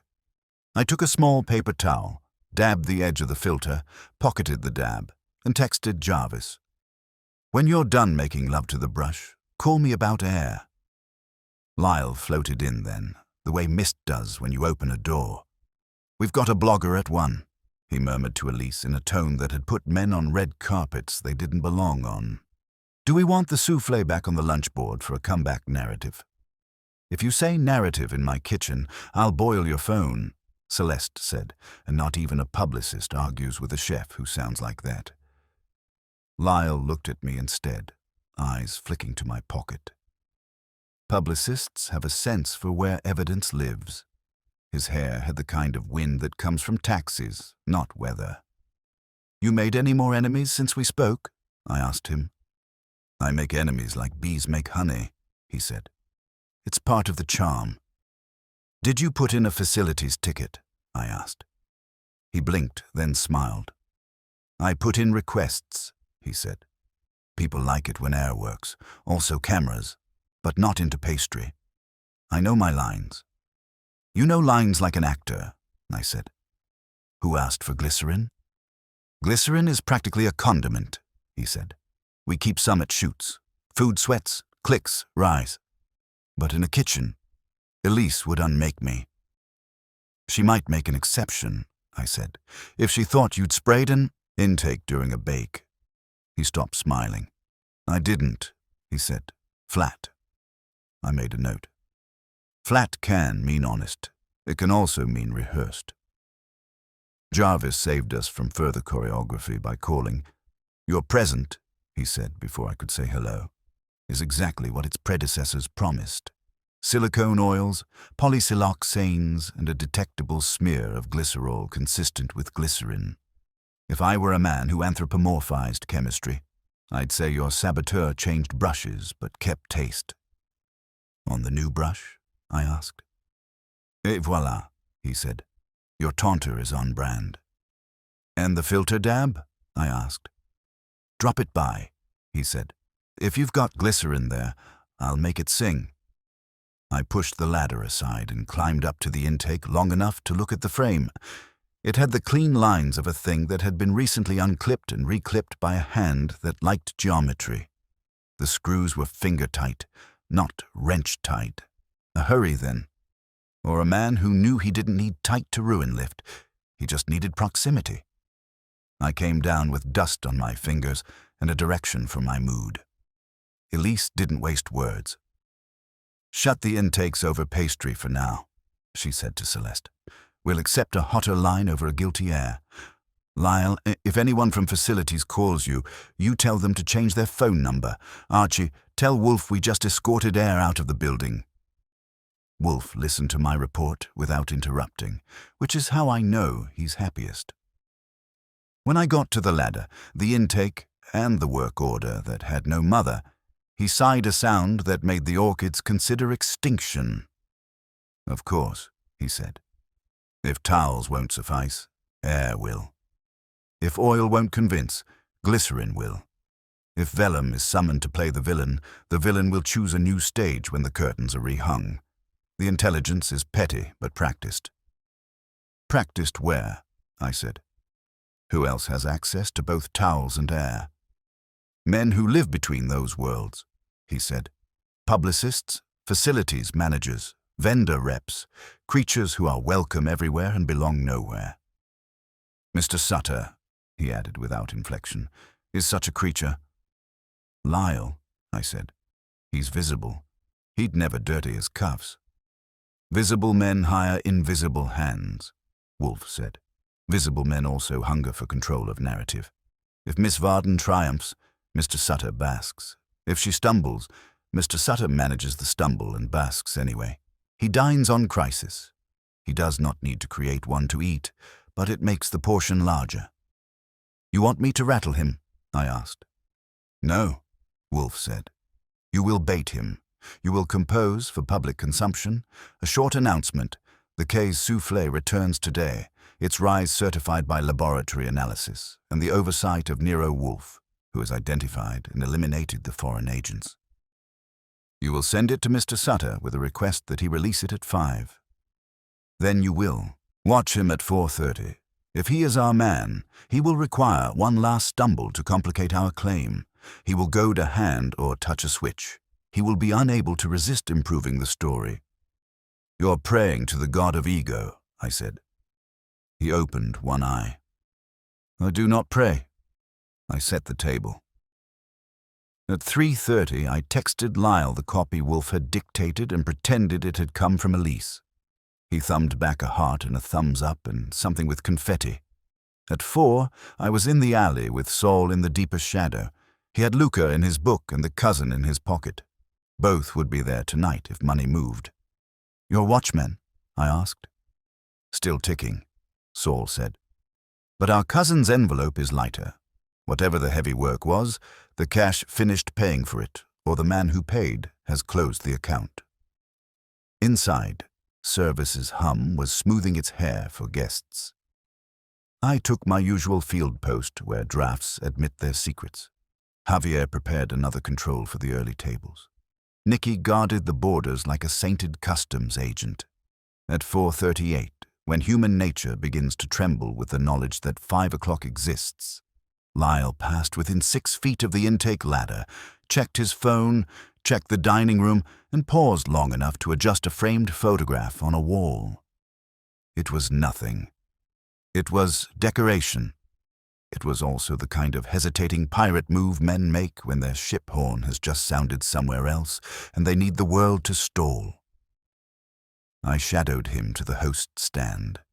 He conferred with the maitre d', smoothed a list, and put his hand flat on the counter. I saw a damp half-moon on the wood when he raised it. Men who don't carry towels carry cloths. Publicists carry lens wipes. His had left a small, clean, perfect print. It could have been water. It could have been something more eager to be in the air. "Busy?" I said. "Terribly," he said, "but in a good way." "Any maintenance emergencies?" I asked. "Only my hair," he said, and flashed the kind of grin that had once sold something in a magazine. I let him go and found the facility's tech in the alley consoling a cigarette. Dispatch call you back? I asked. Twice, he said. First said to wait. Second said cancel. I don't know who you people are, but you scare my office. We're a restaurant, I said. We scare ourselves. At 5, Lyle pushed the release. Phones pinged, tables filled, and the first order for soufflé printed with a small hush. Javier baked. The room breathed. The intake above sauté stayed closed like a mouth that had learned manners. A tray came out and sang. Another followed. The line moved. Elise's shoulders came down an inch. Celeste let herself exist for a second. Reese worked and didn't look at ovens. Nicky plated like a metronome. At 6:15, a blogger at table 8 held her camera just so, and Lyle ghosted into frame, the way publicists do when they're pretending. They're not in the business of being in the business. He adjusted a candle, smiled at the server, and retreated. The server brushed the pastry pass with his sleeve and left behind a faint, clean scent I had smelled around photographers since cameras decided to eat light. Anti-fog. A wipe had been used on a lens. The sleeve had picked it up. The sleeve had picked the pass. The pass had kissed a ramekin. The ramekin had remembered. It wasn't enough to fight a war, but it could lose a skirmish. I stopped him gently with a hand on his wrist. Where's your wipe? I asked. My what? He said. Lens wipe, I said. The thing that keeps your phone from lying about the world. He laughed. Oh, that. In my pocket. You want a clean lens? I'll make you a star. He produced a packet from his jacket. Anonymous, grey, the kind of thing offices buy by the thousand and bars pretend not to have needed. I took it, squeezed the corner. It wept a little onto my fingers. It wasn't alcohol. The evaporation curve lagged. I had a feeling. Jarvis, I texted. If I bring you a wipe and a filter dab, can you tell me whether our saboteur has diversified into anti-fog? He shot back a word that I won't print because this is a family story, followed by yes. By 7, we'd kept our promise to the public. The soufflé had returned and behaved.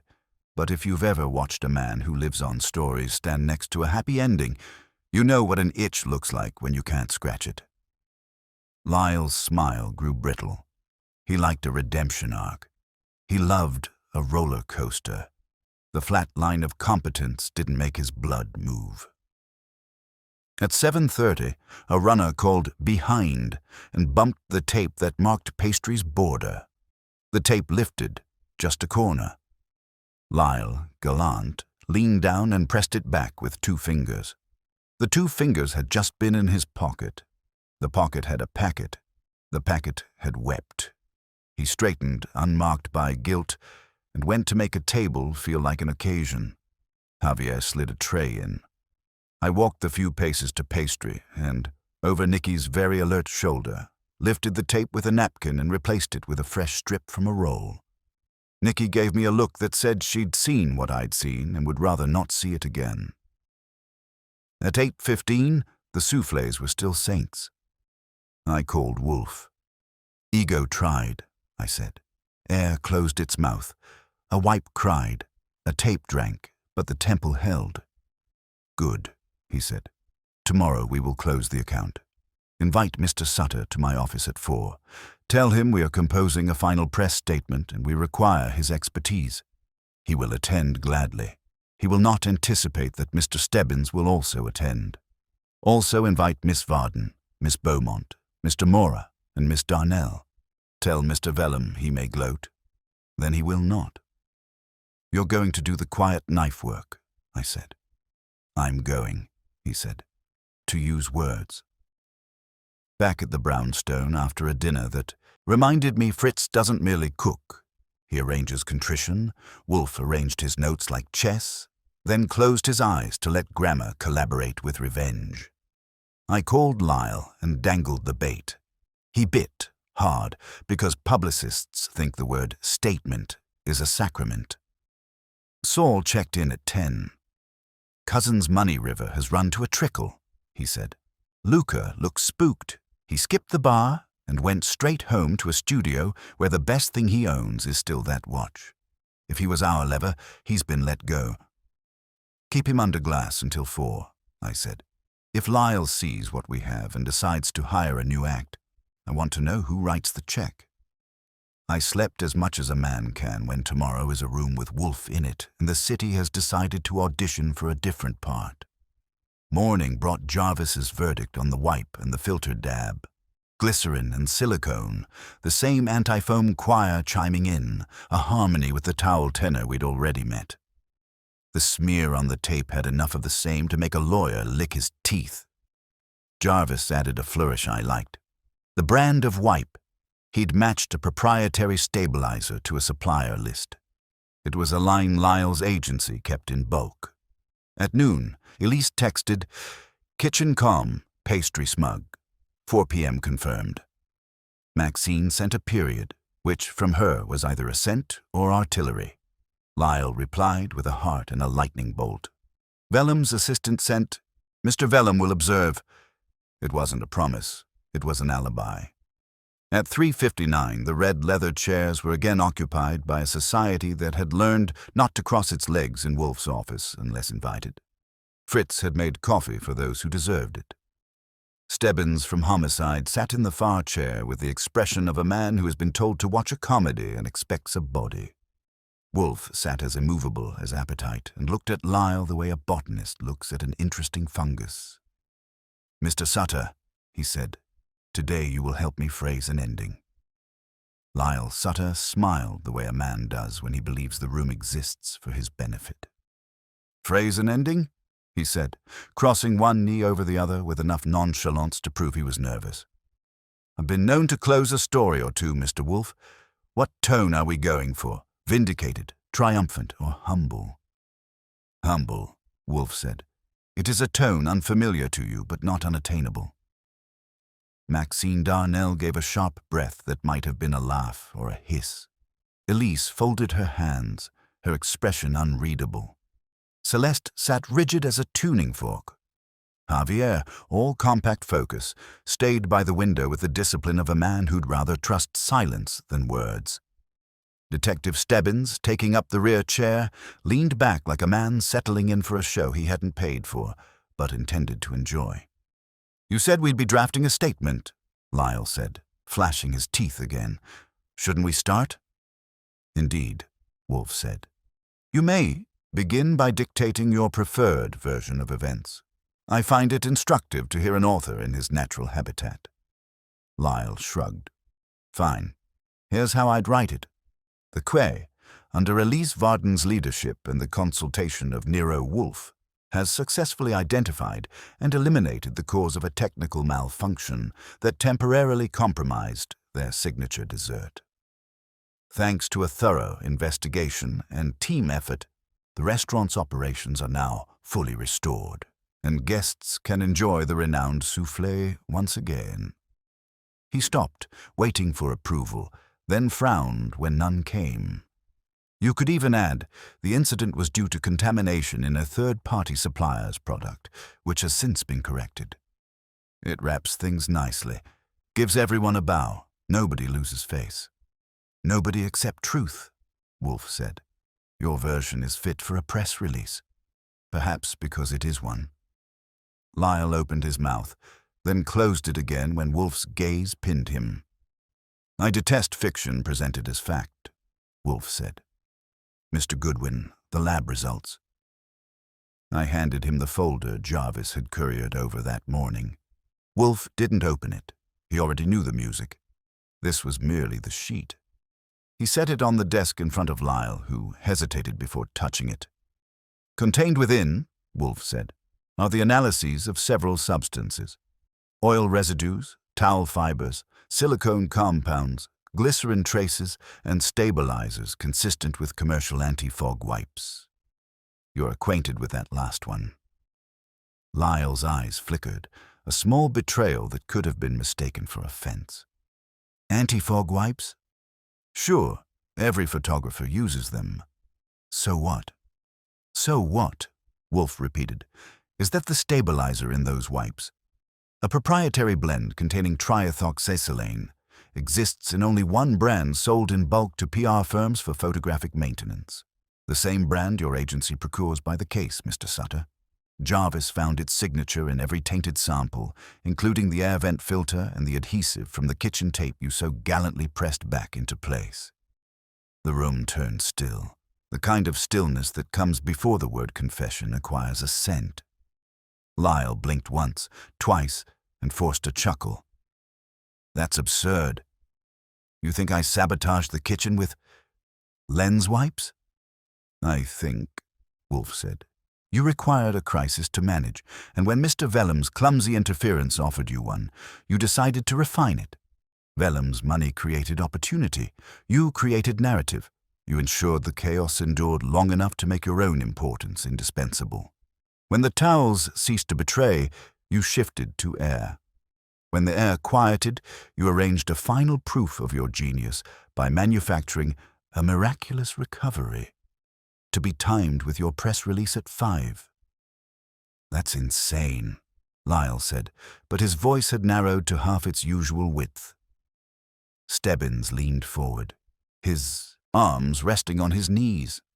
You know, Sutter, I've heard worse motives. Greed's got 100 cousins. Some of them even wear perfume. I don't have to listen to this, Lyle said, standing. Sit, Wolfe said, and didn't raise his voice, but the command had more gravity than shouting could have given it. You will listen. Then you will decide whether to contest the facts or allow them to be recorded as your legacy. He nodded toward me. Archie, read the Times. I flipped open my notes. 4:30 p.m. yesterday, Lyle Sutter adjusts a framed photograph near the service entrance. Hand residue matches silicone from the lab samples. 7:15 during service, he presses down the loose tape marking pastry's border, again leaving the same compound. At no point after either contact did he wash his hands before handling his phone, which Jarvis found wiped with the same solution. The residue from that wipe matches the glycerin pattern found in the air vent filter. Celeste folded her arms, the look on her face like a sword being sheathed very slowly. You used your wipes in my kitchen. It was an accident, Lyle said. You think I'd risk my job, my clients, over some stupid soufflé? Please. Wolfe closed his eyes. You risked nothing. You never intended to be discovered. You would have presented yourself as savior, the man who navigated the crisis, managed the outrage, and delivered the triumphant restoration. You would have owned the story. Sabotage as self-promotion. Maxine's voice was ice. And I paid you a monthly retainer for that. He turned to her, desperation edging his polish. Maxine, you can't believe this. Tony's the one who— Mr. Vellum, Wolfe interrupted, was indeed a participant. He financed the initial interference. His aim was humiliation, not destruction, but his tool lacked subtlety. When Mr. Sutter saw an opportunity to extend the affair, he improved upon it, adding layers of complication that no investor could trace. He required a stage. Vellum provided the lights. Vellum, lounging in the chair he'd chosen the day before, gave a thin smile. You're giving me too much credit, Wolfe. I'd have settled for a one-night scandal. You received it, Wolfe said, and Mr. Sutter transformed it into an opera. Lyle laughed once, a sharp bark. You can't prove intent. Wolfe leaned forward, his eyes opening fully now, the grey focus that means he's finished watching and has started dismantling. Intent is self-evident. You placed a call at 4:58 to a blogger at Table 8, inviting her to photograph the triumphant return of the soufflé. That call originated from your agency's landline and was logged. The timestamp aligns with your press release, which you scheduled in advance. You expected the dish to falter once more, just enough for drama. Instead, it succeeded, and that, Mr. Sutter, is why you left before. Dessert. Lyle's mouth opened, then closed. Stebbins took that as his cue. That's a lot of chemistry for a PR guy, he said. Enough to make my paperwork sing. I'll take him downtown, Wolfe, unless you've got another scene left. Only the epilogue. Wolfe said. Miss Varden will retain a new agency. Miss Darnell will pursue her injunction. Mr. Vellum, if you are wise, you will seek a quieter profession, perhaps knitting, and Mr. Sutter will reflect that a soufflé, unlike reputation, cannot be reheated. Stebbins rose, producing a pair of handcuffs he didn't actually use but let dangle for punctuation. Lyle's protests turned smaller with each sentence until they vanished under the scrape of the door closing behind him. Silence reclaimed the office like returning tide. Elise exhaled softly, relief threaded with exhaustion. I don't know how to thank you. Wolfe's eyelids descended. By never again allowing vanity a seat in your kitchen. That will suffice. Celeste stood. The soufflé stands, she said quietly. Then the world may continue, Wolfe said, and it wasn't a jest. When they were gone, the room shrank back to its true size. Fritz entered with coffee, the scent of sanity. Wolfe accepted his cup, sipped once, and allowed his gaze to settle on nothing in particular. Archie, he said, yeah. You observed how swiftly a man may betray his craft for applause. That is not peculiar to publicists. I'll remember that next time someone compliments my penmanship, I said. He allowed himself a thin smile. You may record the case as closed. The deadly soufflé, a study in vanity, velocity, and the fragile architecture of pride. Got it, I said, closing the notebook. And for what it's worth, I prefer Fritz's soufflé. Less drama. Indeed, Wolfe murmured. His never falls. Outside, Manhattan exhaled the way it does when it's finished being impressed for the day. Inside, the orchids held their silence. Fritz polished his triumph, and Wolfe, content again in his immobility, reached for his beer. Balance had returned, not to the city, not even to the restaurant, but to the brownstone where reason still rose, light as air, and never collapsed. Lyle's chair was still warm when Stebbins closed the door behind him, and the silence that followed carried the faint residue of triumph and smoke. The kind of silence that smells like the end of a fight, but tastes like there's another round coming. Wolfe, as usual, wasn't fooled by quiet. He reached for his beer with the satisfaction of a man who'd carved a roast but suspected the knife had missed a bone. Archie, he said, lock that folder in the cabinet. I want no drafts or leaks. Mr. Sutter is a fool, but not a simple one. Fools who can talk are always dangerous until the talking stops. Stebbins will take care of that, I said. Once he gets downtown, the only thing Lyle'll be talking to is a stenographer. Do not underestimate him, Wolfe murmured. The man deals in perception. He will compose an illusion of victimhood before his cell is warm. Someone will believe it, and someone will pay him again. He sighed. Long, slow, like the air leaving an old accordion. The breed survives on appetite. He fell silent the way he does when he's walking his thoughts across a field of logic, stopping to sniff the grass. Fritz came in with coffee for him and a beer for me.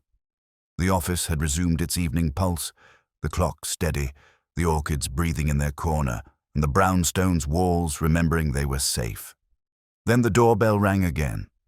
Fritz answered, and a moment later he returned, uncertain. A gentleman, sir. Mr. Vellum again. He says it is urgent. Pway, Wolfe muttered. Admit him. Tony Vellum entered, looking as though someone had swapped his blood for vinegar. Gone was the smug varnish. In its place was a nervous gleam that tried and failed to imitate calm. His hat was in his hand, which already put him at a disadvantage. Mr. Wolfe, he said, I know I wasn't invited, but I think you'll want to hear this. That is improbable, Wolfe said. Nevertheless, proceed. Vellum stepped forward and placed a thin envelope on the desk. It came to my office this morning, hand-delivered. No return address. It's a copy of a contract between Sutter and someone named Darrow Communications. I checked. It's a shell company, but the payment schedule lines up with the dates your man Panzer gave me. The money that paid Luca didn't come from me. That got Wolfe's eyes open a notch wider. Explain. Vellum's voice grew steadier, as though the act of telling absolved him. When I financed the initial interference, I authorized a small cash drop through my cousin. Yes, that part's true. But the totals don't match. I paid $2,000. The bank logs show 6 withdrawals, totaling 12. I didn't authorize that. I took the papers and scanned them. They were neat. Too neat. The signatures had been forged by someone who'd studied the originals like scripture. Jarvis's friend with the microscopes could confirm it, I said, but my money's on a fake. Indeed, Wolfe said, leaning back. Mr. Vellum, do you know anyone by the name Darrow? He shook his head. No, but the corporate registration leads back to a post office box in Newark and a prepaid phone account. Whoever it is, they used my name to launder the rest of the payments. I came here because I thought we were done. Now I'm not sure I was the main player in this farce. You rarely are, Wolfe said. Vanity persuades men they direct a play when they are merely cast as villains. He tapped the envelope with one finger. Leave this with us. Vellum hesitated. Will you tell the police? Not until I know which crime they'd be prosecuting, Wolfe said. Good day. When the door shut, he looked at me. Mr. Goodwin, call Saul. I did. Saul picked up on the first ring. Still breathing, Archie. Can you run a quick trace on a corporation called Darrow Communications, supposedly registered in Newark? Post office box. Find who's paying the rent on that box and if the same hand feeds any of Lyle's other accounts. On it, he said. Back in an hour. I hung up and turned to Wolfe. You think there's another layer? He raised a brow. Always. Sutter had neither the subtlety to forge Vellum's authorizations nor the caution to establish new corporate fronts. Someone facilitated, possibly for amusement, possibly for profit. Either way, they touched both men's vanity like piano keys. The phone rang 40 minutes later. Saul again. Got your Darrow, he said. The box was registered to an Eric Varden. That name didn't need translation. I said it aloud anyway. Elise's brother. Saul whistled low. Bingo. And before you ask, he's been off the radar 6 months. Used to handle restaurant procurement. Got caught taking kickbacks on seafood invoices. She covered it up to avoid bad press. Still in New York? Brooklyn. Small apartment, lots of delivery receipts from hardware stores and a lab supply catalog. Real blue-collar scientist vibes. I hung up and turned to Wolfe. He hadn't moved, but his gaze had sharpened. She never mentioned him, I said. She would not, Wolfe replied. Family scandals curdle faster than cream, but if he was indeed in procurement, he would have known vendors, cleaning services, laundry contractors, and distribution routes. He could have brokered access to the very channels through which our oils and towels traveled. Helping Sutter or playing him? I asked. Both, Wolfe said. The arrangement suggests opportunism. Mr. Varden supplies the means. Mr. Sutter supplies the motive and vanity. When Sutter is exposed, Varden vanishes behind his sister's respectability. I exhaled. So we've still got one rat in the pantry. Precisely, Wolfe said, and we shall trap him before he scurries to the river. He reached for the phone. Miss Varden will attend us again at 10 tomorrow morning. You will call her and say I require a clarification regarding contractual documentation. She will come. She will not know her brother's name is on our list until it is spoken. Won't that feel like betrayal? I asked. Truth often does, Wolfe said. The next morning Elise arrived wearing fatigue instead of perfume. She looked thinner, sharper. Fritz offered coffee. She declined. Wolfe greeted her with that peculiar civility he reserves for clients who might become defendants. Miss Varden, he said, I regret that necessity has forced another intrusion. Certain documents have come into our possession. I must ask whether you have recently spoken with your brother. Her eyes flashed. Eric? No, not since March. He left town. Why? Because, Wolfe said, his name appears on the registration of a shell corporation that financed part of the sabotage against your restaurant. Nero Communications. I presume you are unaware. Color drained from her face like cream skimmed from milk. That's not possible. Eric's not. He wouldn't. She stopped, closed her eyes, and finished in a whisper. He might. He might, Wolfe repeated. Where would he go if frightened? Her voice broke on the answer. He had a place in Red Hook near the docks. He said it was temporary. He was fixing something. Indeed, Wolfe said. Mr. Goodwin. I was already moving. By the time I reached the street, Saul was waiting in the car, engine idling. We took the bridge in silence. Red Hook was gray and cold, the kind of neighborhood where warehouses learned to keep secrets. Saul parked 2 blocks from the address. The apartment door opened on the 3rd knock. Eric Varden stood there, tall, hollow-eyed, a resemblance to Elise diluted by guilt and nicotine. He took one look at my face and didn't bother pretending surprise. I figured she'd send someone, he said. Did she finally find out, or are you freelancing? Both, I said. We're working for Wolfe. He knows about Nero. He ran a hand through his hair. Then you know about Sutter. You don't know who called me. I folded my arms. Try me. He hesitated, then said, It wasn't Sutter. It wasn't Vellum. It was a woman. Said she represented a buyer who wanted the restaurant's brand cheap. Promised to clear my old debts if I made introductions. Gave her access to supply vendors. I thought she was from Vellum's camp. She wasn't. Name. He shook his head. She used an alias. Darnell. For a second, I thought I'd misheard. Maxine? He nodded. She offered $10,000 for access. Said it was insurance. I didn't touch the kitchens myself, just rerouted deliveries, changed towel orders. She handled the rest. Saul and I exchanged a glance. The whole plot had just doubled back on itself. I called Wolfe immediately. When I finished explaining, Wolfe's voice came over the line calm as stone. Bring him, quietly. Miss Darnell will join us this evening. Eric Varden didn't resist. By 8, we were back in the office. Wolfe had already set the chairs again, like chess pieces awaiting their turns. Elise was there, pale and furious, but silent. Maxine arrived half an hour later, still immaculate, her smile polished enough to blind. Mr. Wolfe, she said, I was told you needed to finalize the lawsuit filings. Yes, Wolfe said, though not in the manner you expect. He gestured toward Eric. She froze. For the first time since I'd met her, Maxine Darnell's poise cracked, just slightly, the faintest twitch around her mouth. I believe you know Mr. Varden, Wolfe said. Your former intermediary. She recovered fast. I don't know him.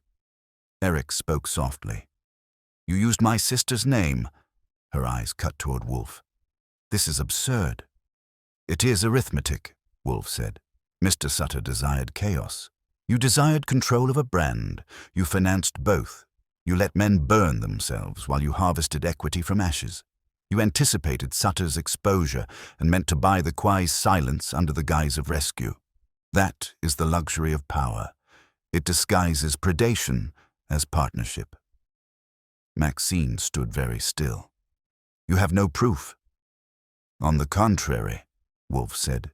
We have your signature on an electronic transfer to Nero Communications, time-stamped the day before the sabotage began. Mr. Varden will testify to the instructions you gave him, and the very phone number you used to send him his orders was registered to your holding company.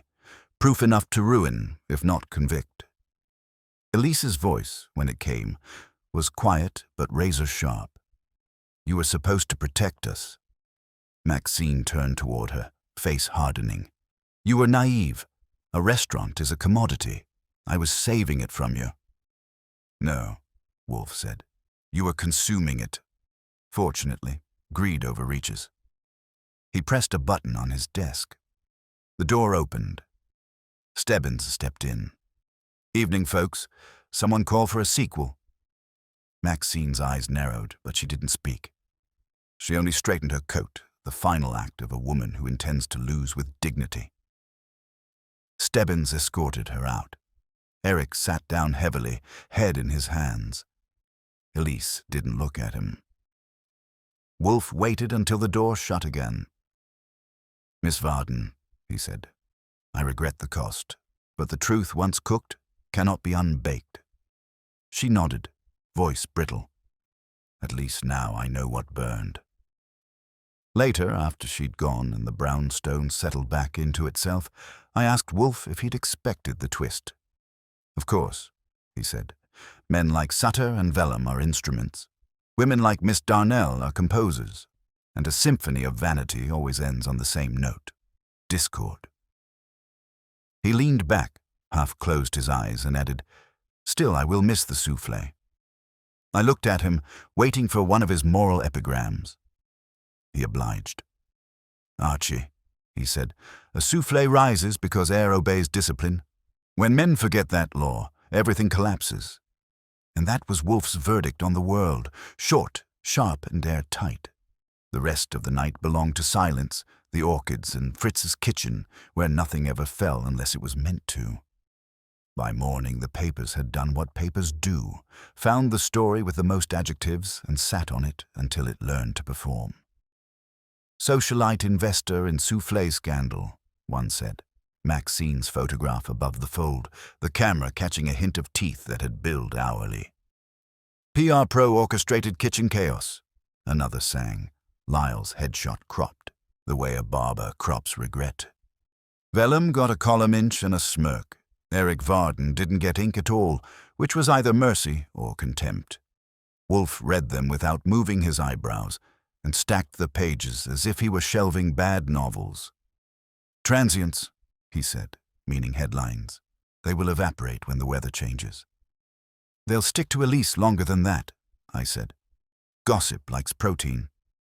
"Then we feed it truth," he said, sparingly. He meant me. My pen has been hired as a chaperone before. I drafted a statement in Elise's voice. No melodrama, no exoneration bouquets, no knife work in public. We identified and removed multiple sources of contamination. We've strengthened controls. Pastry is sovereign. The soufflé stands. Lyle would have died of thirst on that copy. Elise approved it before her coffee cooled. At 10 a.m., Stebbins phoned from Center Street with the music of bureaucracy in his background. "Sutter's lawyer already tried the accidental residue dance," he grunted. "We showed him your lab report chorus line. Judge gave me rope. Darnell's counsel asked for a week to clarify financials. I told him to clarify a toothbrush." He paused, then added, almost politely, "Wolfe was right to call us early. This kind of mess grows teeth when you let it sit."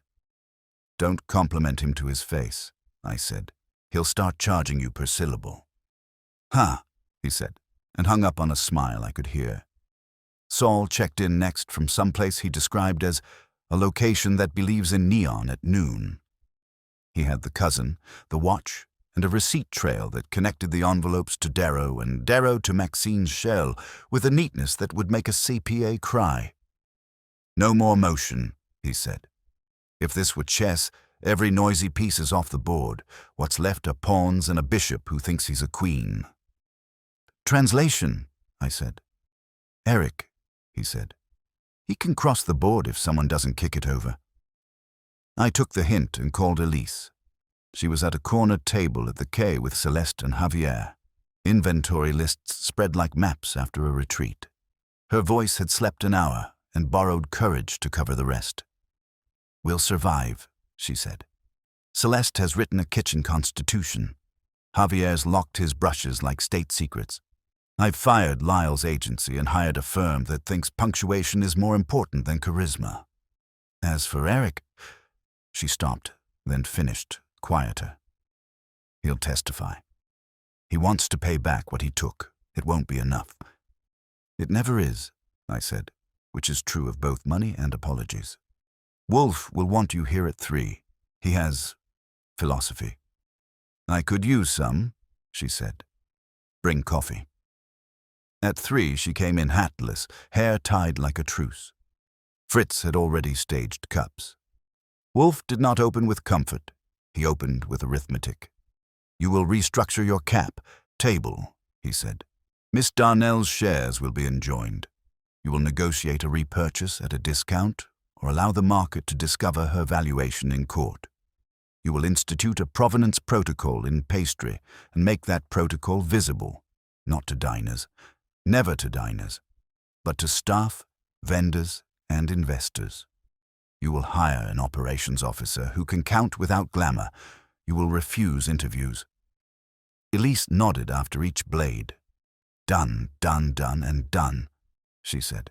And if I wanted to sell the soufflé as a private joke with the city? You will not, Wolfe said. Reduce a sacrament to a meme. Noted, she said without smiling. Eric?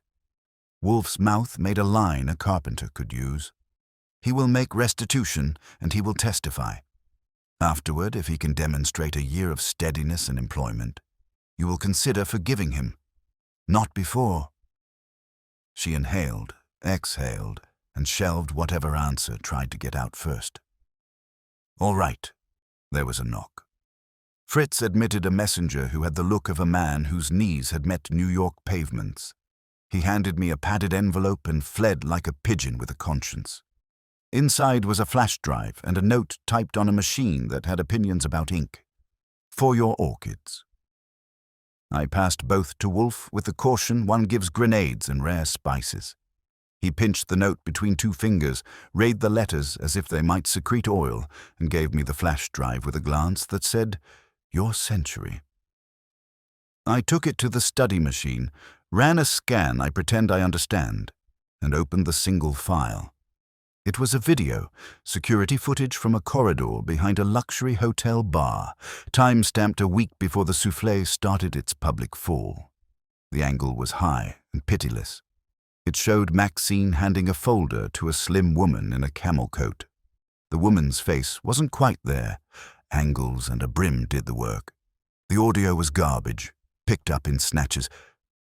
Deliveries, in-kind consideration, and later, narrative, pivot. If he fails, we adjust. I froze the frame where the woman turned enough to show her profile. It wasn't a stranger. I called Elise in, watched her watch, and saw the blood rise like a tide to her cheeks. Alex, she said. Table 12. The server who brought back the slumped plate the first night. We hadn't given Alex a thought since I wrote down the route and the carry time. That's a mistake that takes a bow just before intermission. I phoned Saul. Find Alex, I said. Server at the K. Very neat, very quiet, very available at incriminating moments. Bring eyes, not handcuffs. Wolfe tapped his blotter gently. We had instruments and we had authors, he said. Miss Darnell composed. Mr. Sutter embellished. Mr. Vellum financed a diversion. Mr. Varden supplied doors, but an orchestra needs a first chair, a hand inside the house. Alex, I said, conductor or concertmaster. We will see, he said. It didn't take Saul long to find her. Alex had traded her server's apron for a dark coat and a suitcase with wheels. He watched her wheel it to the Port Authority and buy a ticket to a city that thinks anonymity is a municipal service. He watched a man in a camel coat put a hand on a suitcase handle and take it back smoothly. Not our camel coat, wrong shoulders, wrong height, but part of the same herd. Saul didn't follow onto the bus. He took a photo that captured the 2 profiles in the suitcase and texted it to me with a caption, Choir, meet soprano. Wolfe eyed the message like it might stain. Miss Varden, he said. How long has Alex worked for you? 6 months, she said, and the numbers lined up with Eric's disappearance like magnets. Polite, efficient, never late. She asked to cross-train on the pass. I thought ambition. Ambition, Wolfe said, is a commendable vice. Infiltration is a business model. He turned his head a quarter inch. "Archie, call Stebbins. He will meet Mr. Panzer at gate 12 and ask simple questions. He will request the suitcase be opened. He will find a portion of our story printed on accounts that will be unwise to read." Stebbins likes simple questions when the answers open doors. He likes doors when they open other people's suitcases. 20 minutes later, he had Alex in a small room with better lighting than Mercy, and a bag that contained, among the usual business of departure, a ledger with initials that tied to Darrow, cash in boring denominations, and an envelope with a key to a locker at a midtown gym where Luca used to stretch his conscience. The ledger had 4 tabs: towels, air, press, and vendors. Under vendors, an initial we knew by then: EV. "Not a conductor," I told Wolfe when the copy hit my inbox. "But she can carry a tune." "Enough," he said. "It will suffice." We still weren't done. Cases like this never finish with a bang. They end when the last justification runs out of sentences. The city did its part. Darnell's counsel produced a face and a settlement. Sutter's plea changed key from righteous to practical. Vellum's cousin remembered Europe. Luca lost his watch to a pawn shop and found a job in a kitchen that uses timers for religion. Eric Varden signed the papers that would make him poor, longer than he'd planned and free sooner than he deserved, which is how luck sometimes sounds when it speaks. Elise came on a Thursday with a paper bag and a look that made the bag seem like an apology. "For Fritz," she said, "from us." Inside were 2 tins, fresh from a spice merchant who pronounces the word with capital letters. One said nutmeg, one said mace. Fritz received them as if she'd brought him airs. We ate early that night. Fritz did not do a soufflé because he does not do repeats while the morale is still settling. Instead, he offered pike quenelles in a sauce that had learned restraint at an academy. Wolfe devoted full attention, which is his highest form of courtesy. After, Elise and I sat while Wolfe adjusted molecules of beer foam with a spoon until they met his standards for silence. "I should say thank you," she said. "You should say," Wolfe replied, "that you will not again trust a narrative that flatters you." She nodded and looked at the orchids the way some people look at altars. "I won't." The bell rang. Fritz moved. Sol slid in quietly, the way weather changes, and handed me a thin folder. Inside were 3 photographs: Maxine and Alex at the hotel, Alex and the camel-coat man at the bus, and a shot through a gym door of a locker opened, emptied, and relocked by a hand with a ring that belonged in a press kit. On the back of the last photo, Saul had written a name that would make future depositions livelier and certain agencies itch for a budget. A fixer with ties to 2 other restaurants where transitions had been managed with accidents. Not our case. Not tonight. I passed the folder to Wolfe. He barely looked. "Later," he said. "The appetite for mischief exceeds the capacity for indigestion." Elise stood. Her posture looked repaired, not restored. "We'll be all right," she said. Celeste invented a border ritual. Javier put up a sign over pastry that says, "No towels beyond this line, or else."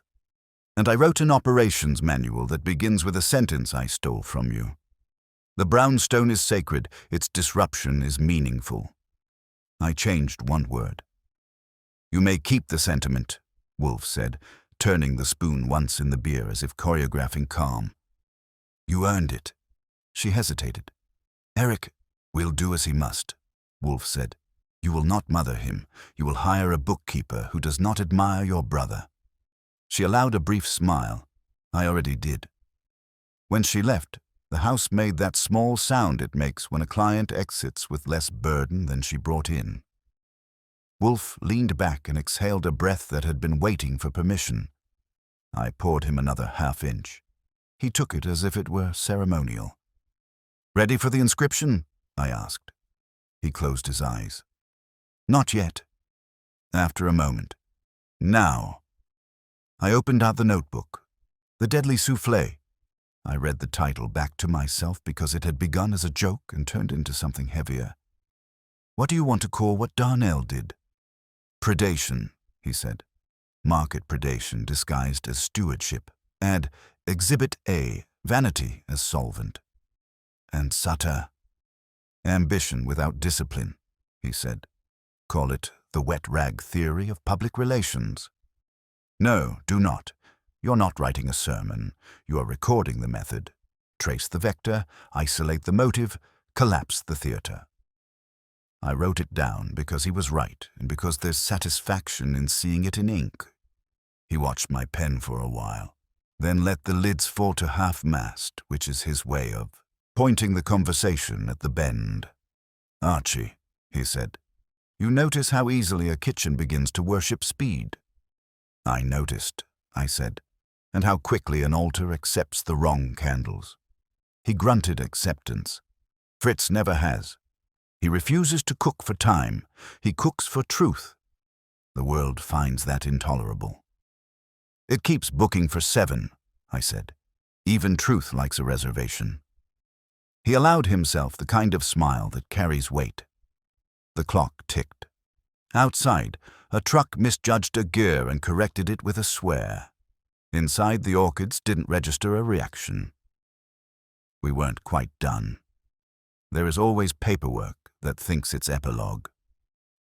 At 9, a courier brought Jarvis's full report, bound and smug, with graphs that would make a freshman cry and a conclusion that could make a jury nod. Residue constellations consistent across towels, filters, wipes, tape, probabilities that laughed at coincidence. I slid it into the cabinet with the rest. Wolfe doesn't hoard trophies, but he keeps proofs in case the world develops amnesia. When the phone rang next, it was Eric, sober and small. He asked to speak to Elise, and I told him she had left. He said he would write instead. I told him to use a pen that smears and paper that shows scratch-outs. He didn't ask why. Some instructions men follow because they hope the ritual might fix something. Sometimes it does. Fritz came back with a plate of something that looked like it had learned to glow modestly. Pears baked in a bath of wine and mended with a strand of caramel. Wolfe lifted his spoon. At last, he said, a dessert without intrigue. You say that now, I told him. Wait until the pears unionize. He ignored me, which is his way of agreeing without ceding ground. We ate slowly, like men who had watched air misbehave and were grateful to return to gravity. Before I turned in, I stepped into the front hall and checked the bolt the way you do after a case has brought the city to your doorstep. The chain sat in its groove like it had invented the position. The night air pushed once, then decided to let the brownstone keep its peace. Upstairs, the orchids breathed and the house breathed, and I did the same. Tomorrow there would be lawyers and numbers and apologies, and maybe a man in a camel coat trying to relocate his shadow. Tonight there was the kind of quiet that follows a storm when the furniture has been set back in place and the floor has forgotten someone tracked rain across it. Wolfe's voice came once more from the office, not loud, just shaped. Archie. Yeah. Remind Miss Varden that dinner is at 7 on Sunday. I stood in the doorway. You're inviting her? I'm inviting competence, he said. She may bring it. And dessert? I asked. He closed his eyes fully at last. We will manage, he said. And it will rise. That was the promise, or the dare, or the benediction. Take your pick. Sissi let the house keep it and went to bed with the city muttering its lullaby outside the window and the taste of pear and spice making an argument for civilization. The final act was set. A table, a guest, a verdict that would taste like words. The doorbell rang at 11:53, which is not a time in our house, so much as a theological error. Fritz had a sauce reducing on the stove that could have persuaded Savonarola to forgive Florence, and Wolfe had committed himself to observing it at noon with a glass of beer and the sort of attention most men reserve for coronations. I was at my desk, providing moral support to the calendar when the chime went off like an accusation. "Archie," Wolfe said from behind the Times, not lowering it. "Whatever it is, abolish it." "I'll try," I said, "but if they've discovered a way to tax oxygen, they'll be stubborn." The woman on the stoop had the look of someone who'd been awake too long on purpose.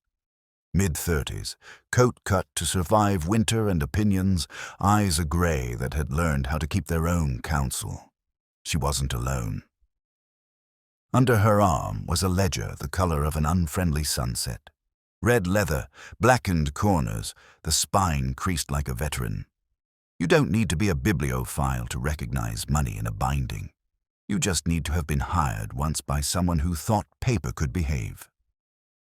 "You're Mr. Goodwin," she said. "I'm Miriam Keats. I need 10 minutes with Mr. Wolfe before noon.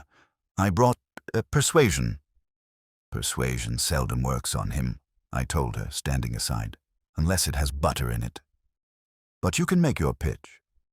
In the office, she took the red chair as if she'd earned it. Wolfe had lowered the newspaper just enough to let his eyes count her. He noticed the coat, the shoes, the ledger, and, I'd bet my hat, the state of her hands. He also noticed the clock. 10 minutes, he said. 9 if you talk nonsense. Mr. Goodwin, record." She placed the ledger on the edge of the desk, the way you put a sleeping cat on a stranger, carefully, hoping it won't wake on the wrong side. Up close, the leather showed its life. Scratches filled with a darker dye, 2 corners repaired by a binder who had known pride and charged for it.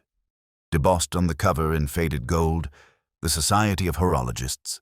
Membership and dues, 1911-1933. "Clocks?" I said. "Clockmakers," she corrected. "Collectors. Dealers. The Society was a private club. They donated their archive to us 30 years ago." She pulled a card from her pocket and set it beside the book. "Keats and Farlow, rare books and manuscripts. I run acquisitions and special collections. Yesterday this ledger went missing from our reading room. Last night it reappeared in our return slot, only it didn't come home alone." "Pregnant?" I asked. "Annotated," she said, and opened to the middle. What she showed us wasn't ink so much as a decision.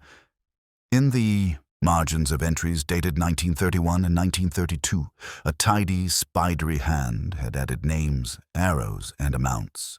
Dues paid, dues forgiven, credits applied, special disbursements. Beside the name of one, Mr. Isaac Blount, who, according to the main text, had resigned in good standing, there was an added note.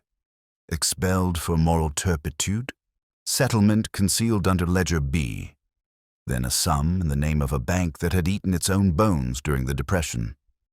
The margins weren't random, they were a map, and someone, sometime between a sunny afternoon and a night when it rained like a hobby, had drawn it. Wolfe leaned the width of a sigh. "New ink." "Yes," she said. "Modern, ballpoint. Whoever wrote those notes wrote them in the last week. We confirmed with a lab." "Pfui. You brought science to a forgery," Wolfe said, not displeased. "What else was taken?" 3 boxes of correspondence from the same collection," she said. "Also returned. At first glance they were intact. Then we found a letter with 2 sentences added in the margin, naming a subscription collected from one Blount for the Society's silence regarding personal conduct." She closed the book. "Mr. Wolfe, someone is trying to rewrite a past that was already dead.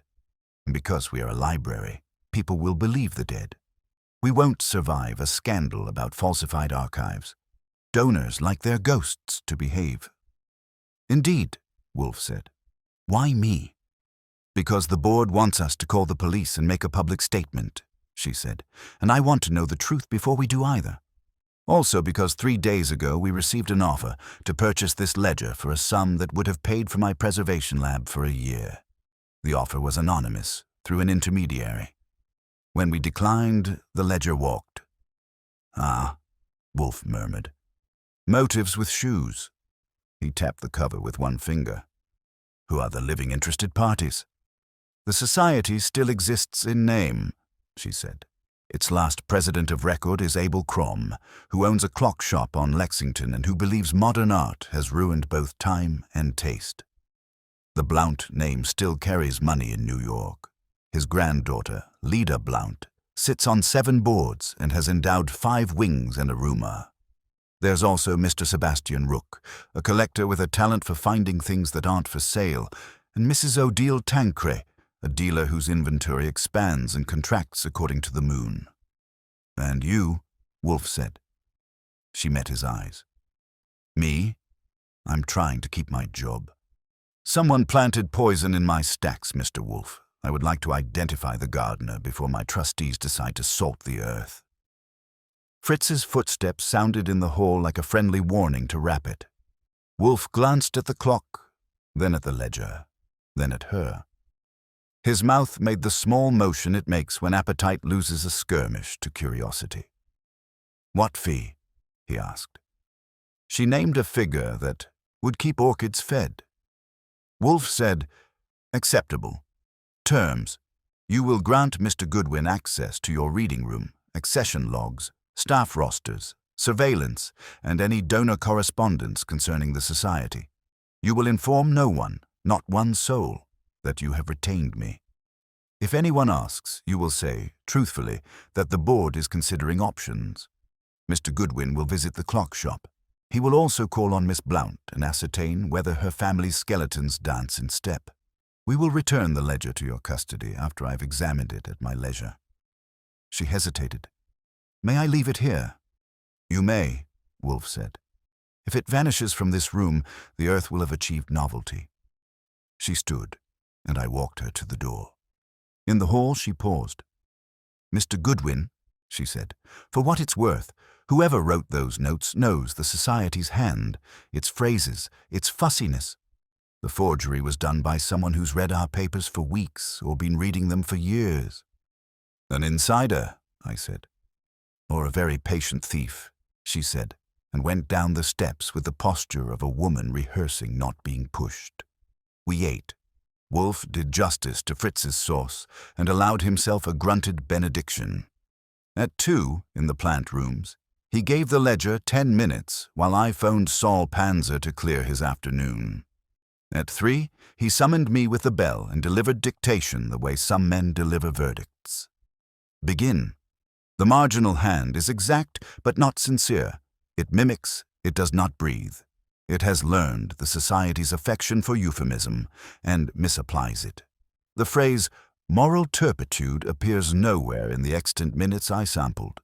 Their preferred condemnations were indiscretion and unbecoming. Also, the added bank is anachronistic in tone. They wrote the manufacturers in 1931, not manufacturers. A forgery in love with itself will always preen. He stopped. Enough, go. The Society of Horologists lived over a clock shop that had been old when Lexington learned to charge rent. Bells in the window argued about the hour. A grandfather clock on the right had a face like a comfortable lyre. The man behind the counter wore a vest that made him look like he had been born inside a drawer. Abel Crom had white hair arranged to express confidence in the past. His hands, when they moved, made the same case. Mr. Crom, I said, flipping my card bright side up. I'm Archie Goodwin. I'm working for a man who admires punctuality. That narrows the field, he said. His eyes flicked to the door as if to check whether time itself was listening. What's your question? The society's ledger, I said. The one from your golden years. Who would pay to make it say something it didn't? He didn't blink. Anyone who wants to sell a lie, or anyone who wants to buy a truth that embarrasses a rival. He leaned closer. You have it. I have. Questions, I said. About Blount, about resignations, about expulsions that are supposed to have happened and didn't. Mr. Blount was a man who insisted his clocks be wound by women, Crom said. He thought men were too abrupt. He resigned in 1932 because the society wouldn't buy a long case he loved. That is the sum of his scandal.